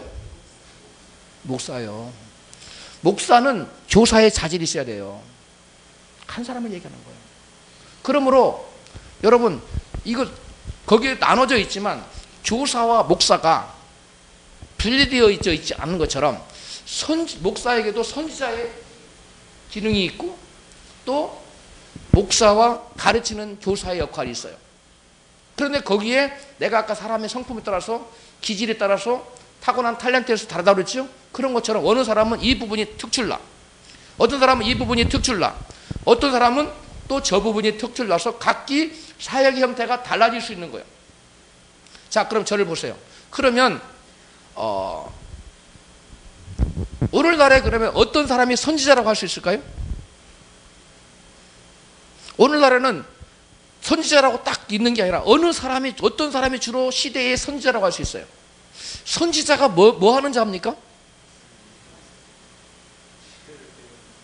여러분, 선지자가 뭐 예언하는 사람이 선지자입니까? 아니에요. 그러면 그렇게 보면 안 돼요. 예언하는 사람이 선지자가 아니에요. 그건 예언을 하나 따로 있어요. 선지자는 시대를 앞서서 미래를 보고 있는 거예요. 그러니까 무슨 이번에 부시 대통령이 누가 될 것이다. 이 부시 대통령 떨어지고, 부시가 아니라 누구죠? 오바마는 떨어지고 누가 된다? 누가 된다고 밥 존스가 예언했죠? 그렇게 하고 오발탄 자꾸 쏴놓은 그게 선지자가 아니에요. 그 예언하고 그 선지자 천만의 말씀이에요. 내가 한국 와서 내가 깜짝 놀란 건데, 미국에서는 거의 대부분 그 사람을 높게 취급하지도 않고 이단시합니다. 여기 오니까 막 졸지에 막 이상한 사람이 돼 있어. 높은 사람이. 선지자라는 거예요. 아니, 그가 선지자가 아닙니다. 예언 오발탄 계속 쏘고 그런 사람 선지자가 아니에요. 누가 선지자냐? 시대를 깨우는 사람이 선지자입니다. 지금 여러분들이 다 지금 선지자에 하나님께 선지자로 쓰려고 제가 믿기로 불렀어요. 왜? 지금 다 구약 시대부터 쭉 수많은 믿는 사람이라고 막 몰려왔는데, 구약 시대의 제사장 성전에 수많은 사람 몰려왔죠. 구원받은 자라고. 그런데 그들이 다 구원받았어요? 구원받았어요? 안 받았어요? 일례로 엘리야 시대에 몇 명 구원받았어요? 예? 7,001명. 대답을 똑바로 해야 돼요. 엘리야까지 7,001명밖에 구원 못 받았어요. 여러분, 엘리야 시대뿐만 아닙니다. 이스라엘 대부분의 시대에 구원받은 자는 소수였어요. 왜? 여러분, 이사야를 보고 예레미야를 보고 에스겔을 보고 다 아모스를 보고 다 선지자들 다 돌아오라고 얘기하고 있어요. 그게 바로 선지자입니다. 바로 여러분들이 바른 복음으로 이 세상에 나가서 돌아오라. 당신 지금 잘못 믿고 있어. 돌아와야 됩니다 하고 바른 복음을 가지고 외치는 이 사람들이 선지자입니다. 그래서 여러분들이 지금 보통 사명자에 아니에요. 지금 내가 누군지도 모르고 있네. 전부 다 오른손 얹어봐요. 밥전수가 선지자가 아니라, 따라서 해요. 밥전수가 선지자가 아니라 내가 곧 선지자다. 여러분들이 선지자예요. 이 시대를 깨우는 사람이 여러분들입니다. 그래서 여러분 여기 보내준 거예요. 하나님께서. 이걸 알아야 돼요. 그러니까 여러분, 누가 뭐 예언을 잘한다 그게 아니에요. 전체적인 미래를 보고 미래를 볼 수 있는 그런 사람들이 하나님이 세우신 선지자예요. 그러니까 여러분들이 막 예언을 잘해가지고 맞춰가지고 선지자가 되려고 하지 말아요. 그런 게 아니에요. 그러므로 딱 선지자가 따로 있고, 그 다음에 딱 목회자가 따로 있고, 딱 교사가 따로 있고, 딱 사도가 따로 있고, 그런 게 아니라는 거예요. 무슨 말 이해갑니까? 네. 여러분, 딱 구분지어서 당신은 사도요. 당신은, 그러니까 이 시대에 제가 딱 사도가 따로 있다는 게 아니라는 거예요. 사도적인 직분을 감당하는 사람이 있을 수 있어요. 그러나 신사도다 해가지고 신사도 자기들이 뭐 이렇게 안수하고, 왜 성경이 없는 짓거리를 합니까? 그건 이상한 거예요. 사도들이라고 모여가지고 타드 벤틀리? 에? 타드 벤틀리. 여러분 한번 그거 보세요. 그 문신 색은 뭐라고 써요? 다 악마적인 내용만 다 새겨져 있어요. 그 내용. 그거 지우려면 레이저로 금방 지웁니다. 안 지우고 자랑스럽게 하고 다녀요. 그가 여자 문제 이렇게 해가지고 여자가 범죄했는데 또 릭 조이너는 그를 세우겠다고 뭐 교정을 해? 지가 뭔데 교정을 합니까? 예? 릭 조이너가 어디에 속해야 되는 줄 아세요? 다 그 사람들이 다 그 사도라고 일명 사도라고 하는 사람들이 요즘 문제를 일으키고 있어요. 세계 교계를 어지럽히고 있어요. 그거 다 프리메이슨의 하부 조직인 말타 기사단에 들어가 있는 거예요. 그게 일루미나이트에 다 연관되어 있는 사람들입니다. 그 마귀 앞잡이들이에요. 그런데 무슨 사도입니까? 여러분, 시대를 잘 봐야 돼요. 까딱하면 넘어집니다. 조심해야 돼요. 사도라고 함부로 이름 붙이지 마세요. 사도는 자기들이 모여서 안수를 준다고 사도가 되는 게 아니에요. 성경에 그런 게 어디 있어요? 이신표 목사님 그런 거 봤어요? 자기들이 모여가지고 안수 주면 사도가 됩니까? 그런 건 없어요. 그러니까 그 사람들이 가는 곳마다 문제를 일으킵니다. 그러니까 사도 직분은 여러분 초대교회 예수를 만난 자예요. 그러면 바울은 예수를 못 만났는데, 바울 예수님 만났어요, 안 만났어요? 만났지요. 그래서 사도라고 한 거예요. 자기가 직접 음성 들었거든요. 다메섹에 가다가 그 예수님과 동고동락하면서 성경에 보면 사도들은요, 내가 그를 알면 그들은 나를 알면 나를 따르느니라고 그랬어요. 제 책에 내가 설명했지만 따르느니, 아쿨로 떼오라는 단어를 썼어요. 이 단어는 여러분 보통 사람에게 누가 뭐 마가 뭐 이런 사람들, 예수님과 그 사람, 여러분 아무리 저기한 사람들도 그런 표현을 안 써. 주님을 따라다니면서 동고동락한 사람들에게만 썼던 단어예요. 구별됐어요. 그러니까 아무에게나 사도 이름 붙이는 거 아니에요. 사도적인 직분을 행하는 사람은 있을 수 있어요. 그러나 사도는 아니에요. 함부로 사도의 이름을 거명하면 안 돼요. 그리고 건방진 거지. 자기들이 모여가지고 뭔데 안수하고 사도 주고 지들이 뭔데 모여가서 헌금 따로 받고 11조 자기들 또 그것도 추앙하고 따라가는 사람들이 있어요. 여러분 이런 시대적인 잘못된 것을 여러분 볼 수 있는 사람, 눈을 가진 사람은 선지자입니다. 그런데 그것이 뭐가 뭔지도 모르고 따라가. 응? 사도라는 것은 함부로 붙이는 게 아니에요. 사도 직분이 여러분 예수님 따라다니던 제자들에게 사도라는 이름을, 아포스톨이라는 이름을 붙였어요. 여러분 명심하세요. 사도의 직분을 오늘날 행하는 그러한 그렇게 쓰시는 사람이 있을 수 있어요. 그걸 무시하는 건 아니에요. 그리고 이 시대에도 하나님의 선지자의 강한 그런 소임을 줘서 쓰는 사람이 있을 수 있어요. 그가 목회를 하는 사람일 수도 있고 교수를 하는 사람일 수도 있고 뭐 책을 지은 사람이 있을 수도 있어요. 그러나 너는 선지자다 딱 그렇게 하지는 않아요. 이 시대는 좀 옛날하고는 조금 달라요. 옛날에는 제사장 따로 선지자 따로 구분이 되어 있었지만 지금은 그렇게 되지 않았어요. 성경에 보면 그것은 하나, 당신은 사도고 또 목사고, 여기 헬라에 보면은 영어 성경에도 어떤 원약본에서는 teacher, pastor라고 따로 했는데 그건 아니에요. 한 사람이 직분자를 주구나. 그러니까 딱 구분할 수 있다는 거예요, 없다는 거예요? 없다는 거예요. 무슨 말 이해 갑니까? 그래서 뭐 5대 직임인가 뭐 막 그런 소리도 하는데 그 5대 직임이 아니에요. 정확하게 보면 만약 그걸 정확하게 나눠야 된다면 4대 직임입니다. 교사와 티처는 한 사람이니까. 그러니까 그걸 칼 자르듯이, 칼로 무 자르듯이, 두부 자르듯이 자르면 안 되는 거예요. 그러니까 함부로 사도라는 말 쓰지 마세요. 그리고 여러분 이 얘기가 나왔으니까 제가 한마디 더 하는데, 밥전수가 LA에 지진 난다고 했을 때 저는 그 1%도 안 믿었습니다.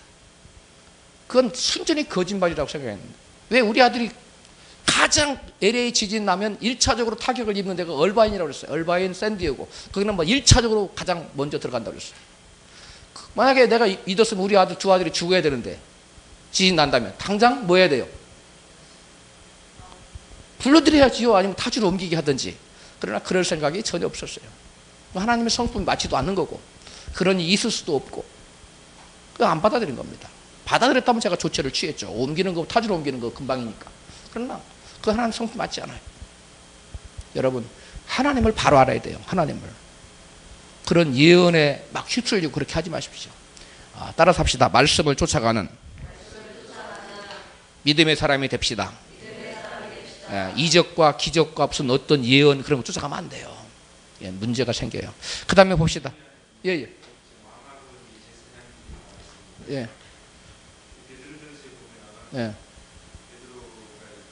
왕 같은 제사장. 그렇죠.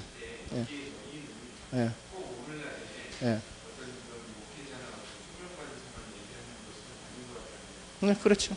그래, 여러분 일반인들에게도 만인 제사장이라고 그래가지고 만인 제사장으로 모든 사람들을 제사장으로 다 우리 하나님께서 이스라엘 백성을 나라를 제사장 삼잖아요. 그럼 오늘날 교회를 제사장 삼은 거예요. 교회를 아까 제가 얘기했 교회나 이스라엘이나 구약의 이스라엘의 신학이 뭐가 됐다고요? 교회가 됐어요. 그래서 그것이 우리에게 적용이. 그럼에도 불구하고 구약에 나시린이 있듯이 오늘날 신약 백성에 저와 여러분 중에 이제 앞으로 안수를 받은 분도 있고 안 받은 분도 있고, 안수를 받은 분은 나시린의 성격을 띠는 거예요. 그럼에도 불구하고 구별된 제사장, 구별된 그 선지자, 구별된 왕의 그 직분을 감당할 예수님의 그 하시던 일을 맡아서 할 사람들이 또 구별되게 또 있어요. 그러니까 전체적인 것도 있지만 또 구별되게 또 있다는 거예요. 무슨 말 제가 지금 대답하는 무슨 말 이해 갑니까? 대답을 안 해요. 이해 가요? 예, 그러니까 전체적으로 말하면 우리가 다 제사장이고, 우리 여러분 안 믿는 사람들이 세상 사람마다 전파할 때 복음 전하잖아요. 이거 선지자로 사는 거예요. 뭔지 알고 하는 말씀을 전하는 선지자 역할을 감당한 겁니다. 그 다음에 왕직은 뭡니까? 믿는 자들이 왕직은 마귀를 다스리잖아요.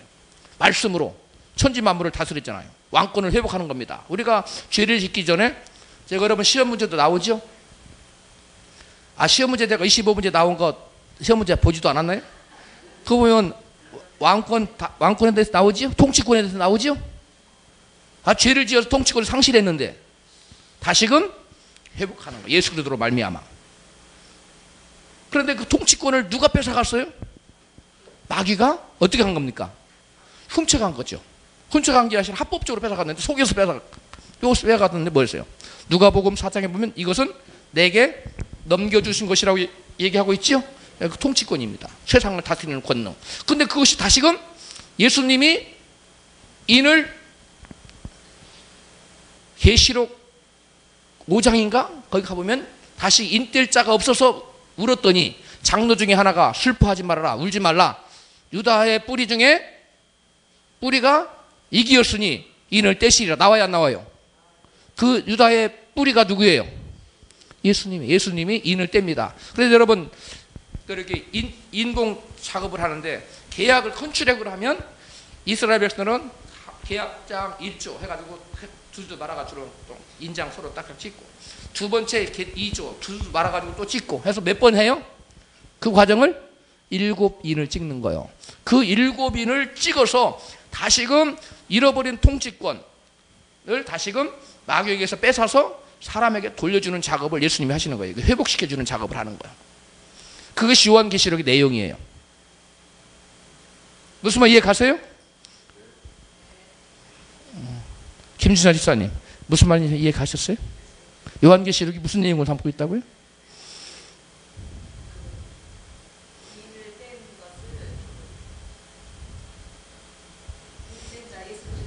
네. 알았어요? 알아들었어요? 네, 알았어요. 알고 있는데 말을 지금 표현을 못해서 그러는데 알고 있으면 됐어요. 네. 우리가 잃어버린 왕권, 통치권을 예수님이 오셔서 다시 토지무르게 해주는 거예요. 레위기 25장 23절부터 나온 토지무르기 나오죠? 근족. 네? 왜 근족이냐 예수님이? 왜 근족이에요 회장님? 왜 근족이에요? 동족이 아니고. 예? 예? 예. 그렇죠. 예수님 우리와 근본적으로 달라요. 우리는 죄의 피를 아담의 피를 받았어요. 예수님이 아담의 피를 받지 않고 성령의 능력으로 잉태됐거든요. 그래서 근족이에요. 그러나 사람이어야 돼요. 왜? 죄의 값은 누가 갚아야 되니까? 사람이 갚아야 되니까. 그래서 예수님 근족으로 오신 겁니다. 근족이 오셔서 바로 죄의 값을 갚아주고 저와 여러분을 그 마귀에게 넘어간 모든 권리를 우리가 다시금 되찾을 수 있도록 예수님이 그 인을 다 내주시는 거예요. 그래서 다시금 우리에게 환원시켜 주는 겁니다. 참 지금 어디 가다가 지금 많이 헤매고 있네. 선지자 하다가 그러고 있죠. 그 다음에 모세의 생애를 통해 예수 그리스도의 사역과 성품 예표. 여러분 이건 그냥 보세요. 죽음의 위기를 간신히 넘긴 예수님도 그랬고 또 모세도 그랬죠. 이거 전번에 우리 했지요. 예, 했어요. 전번에 어디 민수기에서 했나요? 출애굽기에서 했죠. 자세히 여러분 페이퍼도 냈지요. 예, 그리고 안 하면 돼요. 3번 모세의 예언 속에 드러난 반석은 예수 그리스도의 사역과 성품을 예표한다. 반석 어떤 반석이에요? 어떤 반석? 그리고 우리 반석도 이게 한 것 같아요. 제가 추르 반석과 가데스 반석 했지요. 자, 저를 보세요. 김정심 집사님, 추르 반석과 가데스 반석 일어나서 설명해 보세요. 돌려줘요. 일어나세요. 추르 반석은 뭐고 가데스 반석은 뭐예요? 왜 모세는 반석을 쳤다가 가나안에 따라 들어가지 못했어요?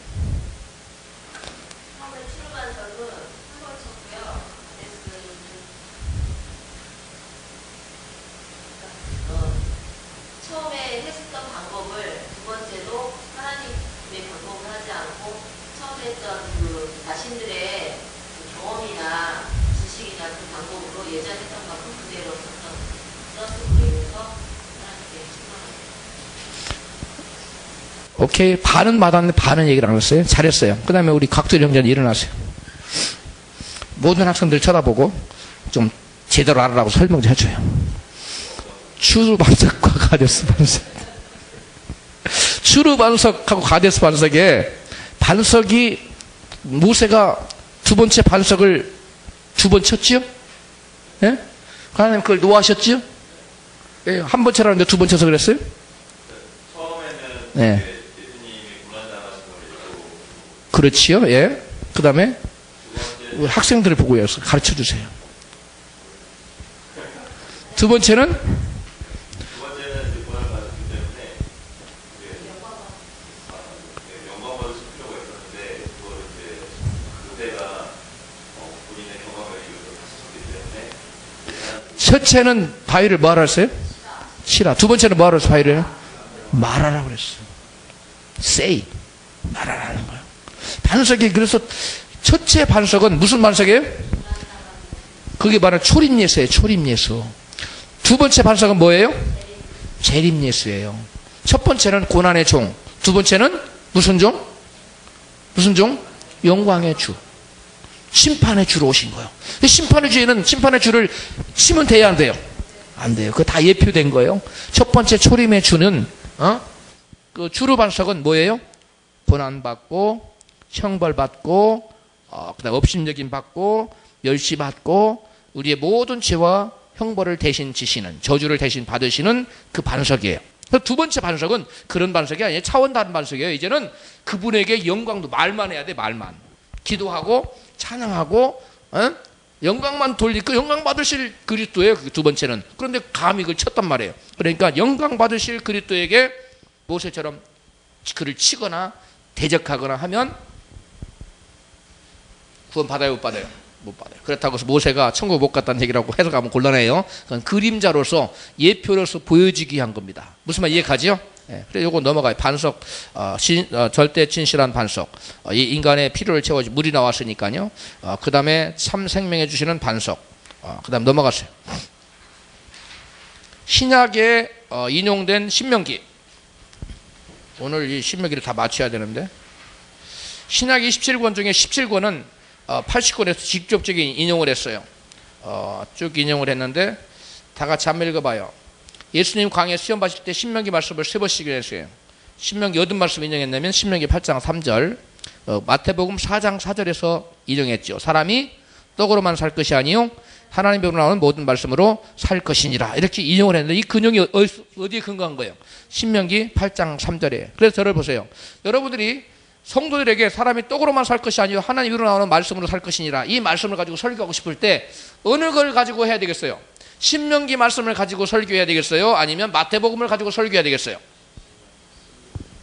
왜 신명기입니까?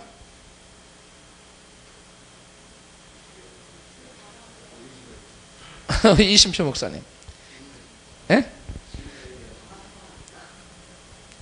사랑 성도들에게 여러분 사람은 떡으로만 사는 것이 아니라 말씀으로 살아가는 겁니다. 우리는 영적인 존재입니다. 라는 것을 설교하고 싶어요.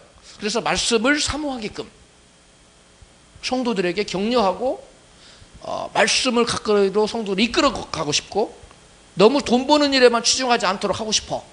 그런데 마태복음 4장 4절 말씀과 신명기 8장 3절 말씀 중에 본문을 하나 택해야 될 거 아니에요. 그렇죠? 그렇다면 어떤 본문을 가지고 설교하는 것이 좋겠냐 이 말이에요.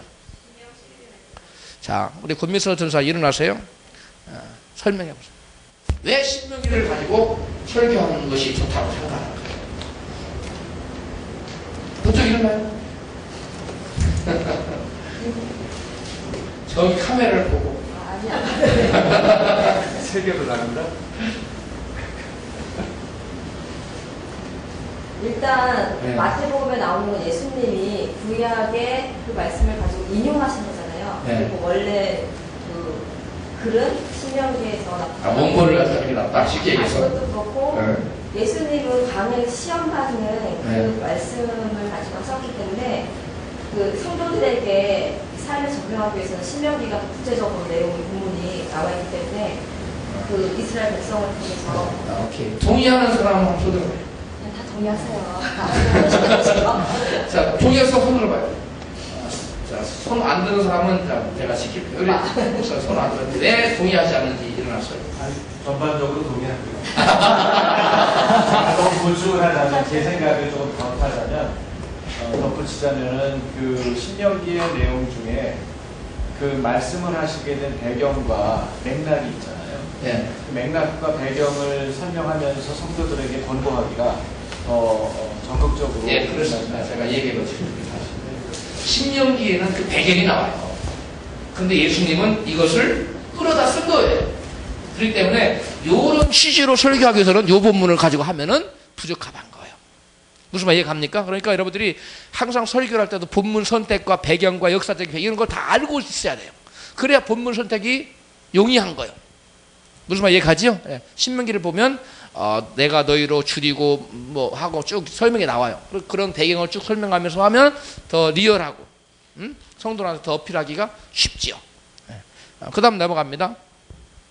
그 다음에 마태복음 4장 5절로 7절에 시험하지 말아라 나왔고, 그 다음에 신명기 16장 것을 맹세하지 말아라는 것을 예수님이 마태복음 4장 8절로 10절에 말씀했어요. 그 다음에 예수님은 쉐마 크고 첫째들은 계명이라고 여기 나왔죠. 여기 앞에 놓은 거 마태복음 22장에 크고 첫째들은 계명이라고 하면서 신명기의 그 쉐마의 말씀을 들고 나오셨죠. 그 다음에 예수님은 범죄할 때 사람을 몇 명을 세우라, 증인을 2명 세우라는 것도 어디에 근거하고 있어요? 신명기 17장 6절 말씀에 증거 2를 세우라고 말한 것을 근거하고 있습니다.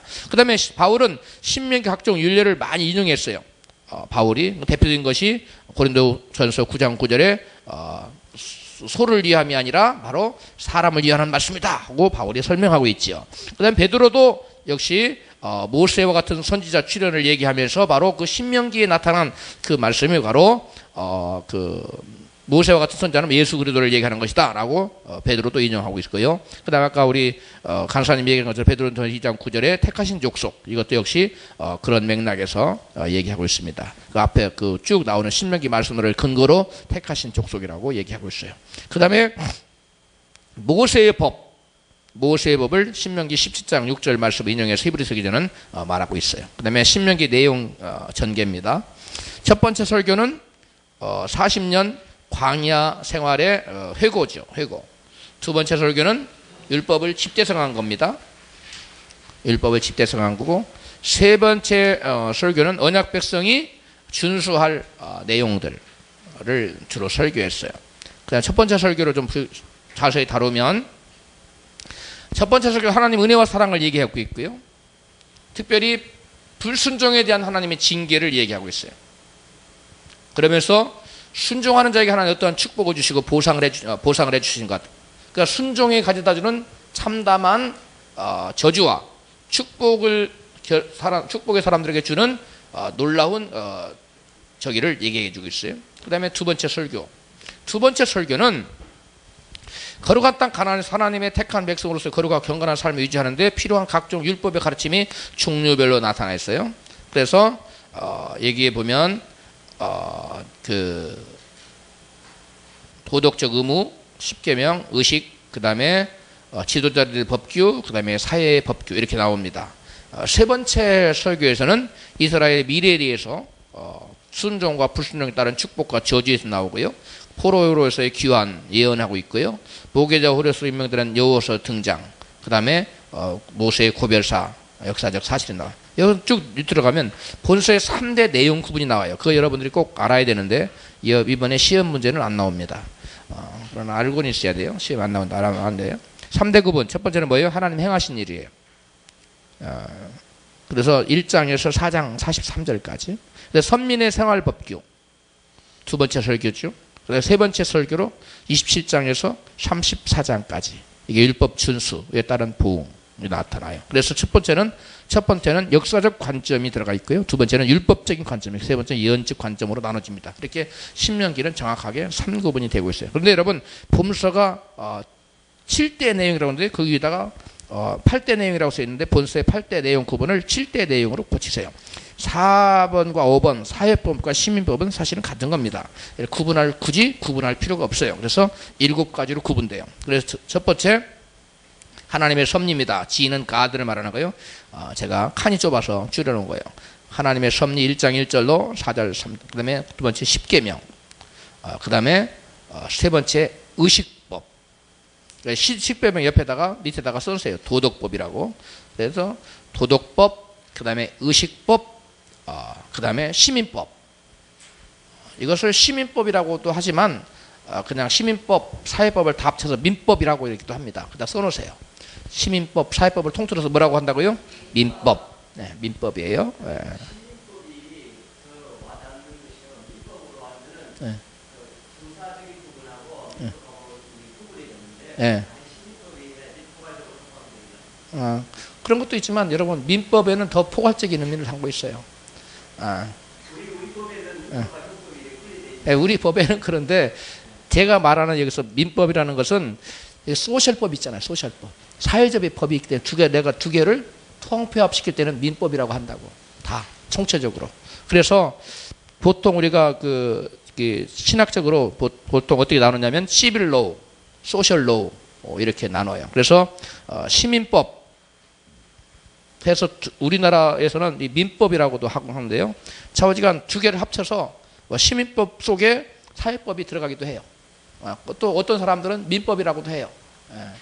우리 목사님도 법을 전공하고 저도 법을 전공한 사람인데 이게 뭐 어느 법이냐? 민법하고 물론 형사법하고 이런 건 다릅니다. 물론 형사법이 시민법 속에 굳이 따지자면 들어가요. 근데 시민법이라는 건 사실 우리가 시민이라는 것이 우리나라 시민이라는 말은 민법, 백성민자이기 때문에 한자로는 같아요. 시자가 하나 들어갔는지 안 들어갔는지 같은 말이에요. 원래는 더 크게 따지자면 그냥 소셜 로우 하면 돼요. 사회적인 법이다. 이렇게 하면 됩니다. 그 다음에 그리고 첫 번째 하나님 섭리, 그 다음에 십계명, 그 다음에 의식법, 시민법, 사회법 이렇게 십계명, 의식법, 사회법 세 개 묶어가지고 이게 율법이라고 쓰세요. 밑에다가 제가 그 구분을 안 해놨는데요. 써요. 2, 3, 4, 5를 묶어서 밑에다 뭐라고 그래요? 율법. 이게 율법이에요. 율법. 율법. 율법인데 시민법과 사회법은 통상 뭐라고 그런다고요? 그냥 시민법이라고 해요. 사회법이라는 말보다는 시민법을 더 많이 써요. 시민법 이렇게 쓰면 돼요. 그 다음에 여섯 번째가 이제 다섯 번째가 되죠. 언약 체결. 그 다음에 여섯 번째는 가나 언약. 그 다음에 일곱 번째는 모세의 최후. 이렇게 신명기서가 되어 있습니다. 자, 질문 있으면 질문 잠깐 하고 마치겠어요. 발표. 누구 있어요? 예. 신약시대에 나이 제사장서를 우리가 알고 있고 이제 교수님께서 그럼에도 불구하고 구분되어서 나시린과 같이 이렇게 하는 것이냐라고 하셨는데 저도 뭐 근데 그거를 신약 성경에서 세대주는 아니지만 신약에서 그 구분해주는 성경을 좀 참고로 알고 싶은데요.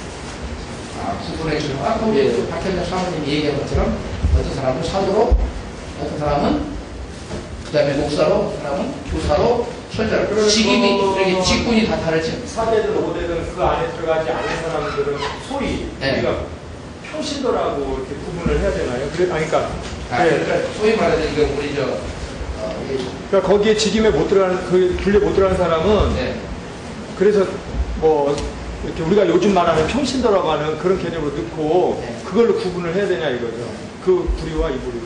저를 보세요. 미국에서 그 논쟁이 항상 되고 있어요. 레이 세인트냐, 레이라는 말을 꼭 써야 되냐, 평신도라는 말을 꼭 써야 되냐, 그런 말이 이제 자꾸 오고 하는데 사실은 우리가 다 많이 예를 들어서 그 말씀을 근거로 해서 모든 사람이 다 제사장이에요. 아까 얘기했잖아요. 그 사람들도 세상 사람들의 말씀을 전파할 때는 선지자입니다.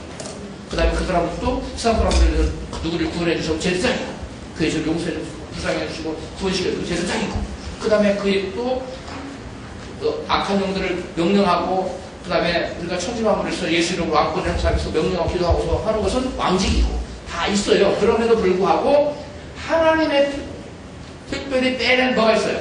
사역자들이 있어요. 하나님의 특별히 부름받은 주인자들.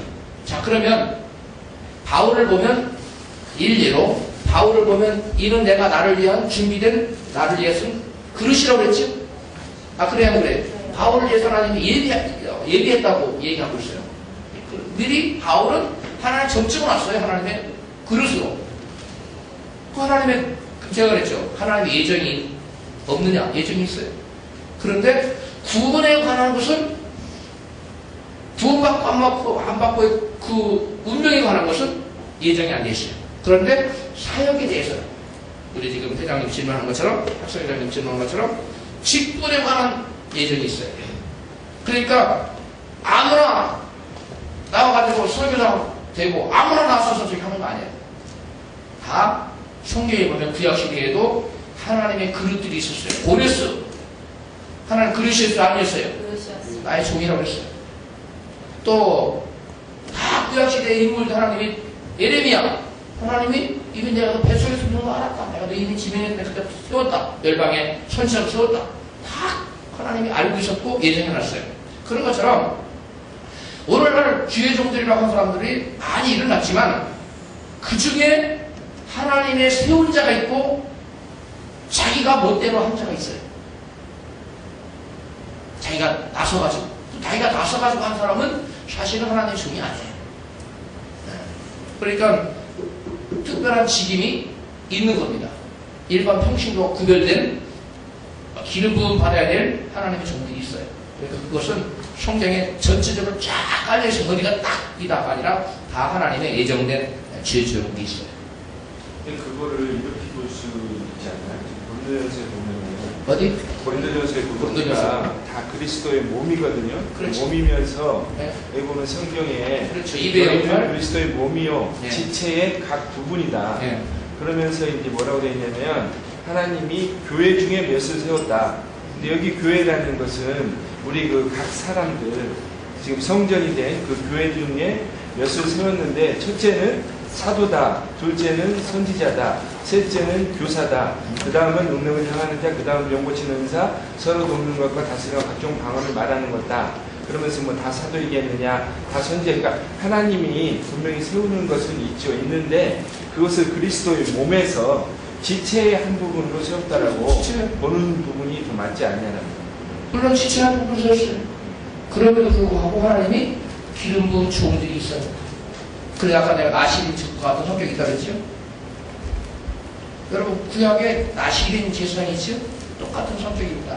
그래서 여러분 바울이 디모데에게 편지할 때 내가 너에게 안수할 때 그걸 기억하라고 그랬죠?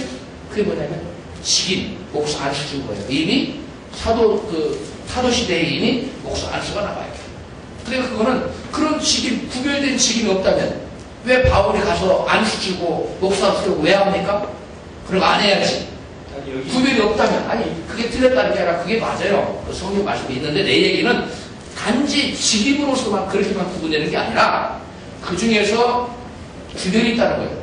청신도와 하나님이 특별히 부름받은 직임자가 있다는 거예요. 신약시대에도. 그걸 내가 얘기했어요. 그래서 내가 그것을 구약으로 말하면 나시린 제사장이 있듯이 그랬잖아요. 그러니까 구약과 특별히 이름만 바뀌었지, 물론 역할도 좀 바뀌었지. 구약에 뭐 옷 입고 막 하고 그런 건 오늘 우리가 다르게 하죠. 그렇지만 그 정신은 그대로 이어지는 거예요. 그래서 여러분 레이와 그러니까 평신도와 주의 종의 구분이 분명히 있다는 거예요. 그것을 없다고 주장하면 안 돼요. 성경에 분명히 사도 바울이 안수를 줬고요. 그 다음에 주의 종을 세웠고 권위자를 만들었어요. 그래서 구분이 있어요. 그래 여러분들이 안수를 받으면 구별됩니다. 구별되게 살아야 되고 구별되게 하나님을 봉사해야 돼요. 그런 자들에게 하나님이 더 많은 것을 요구합니다. 그 다음에 또 다른 질문.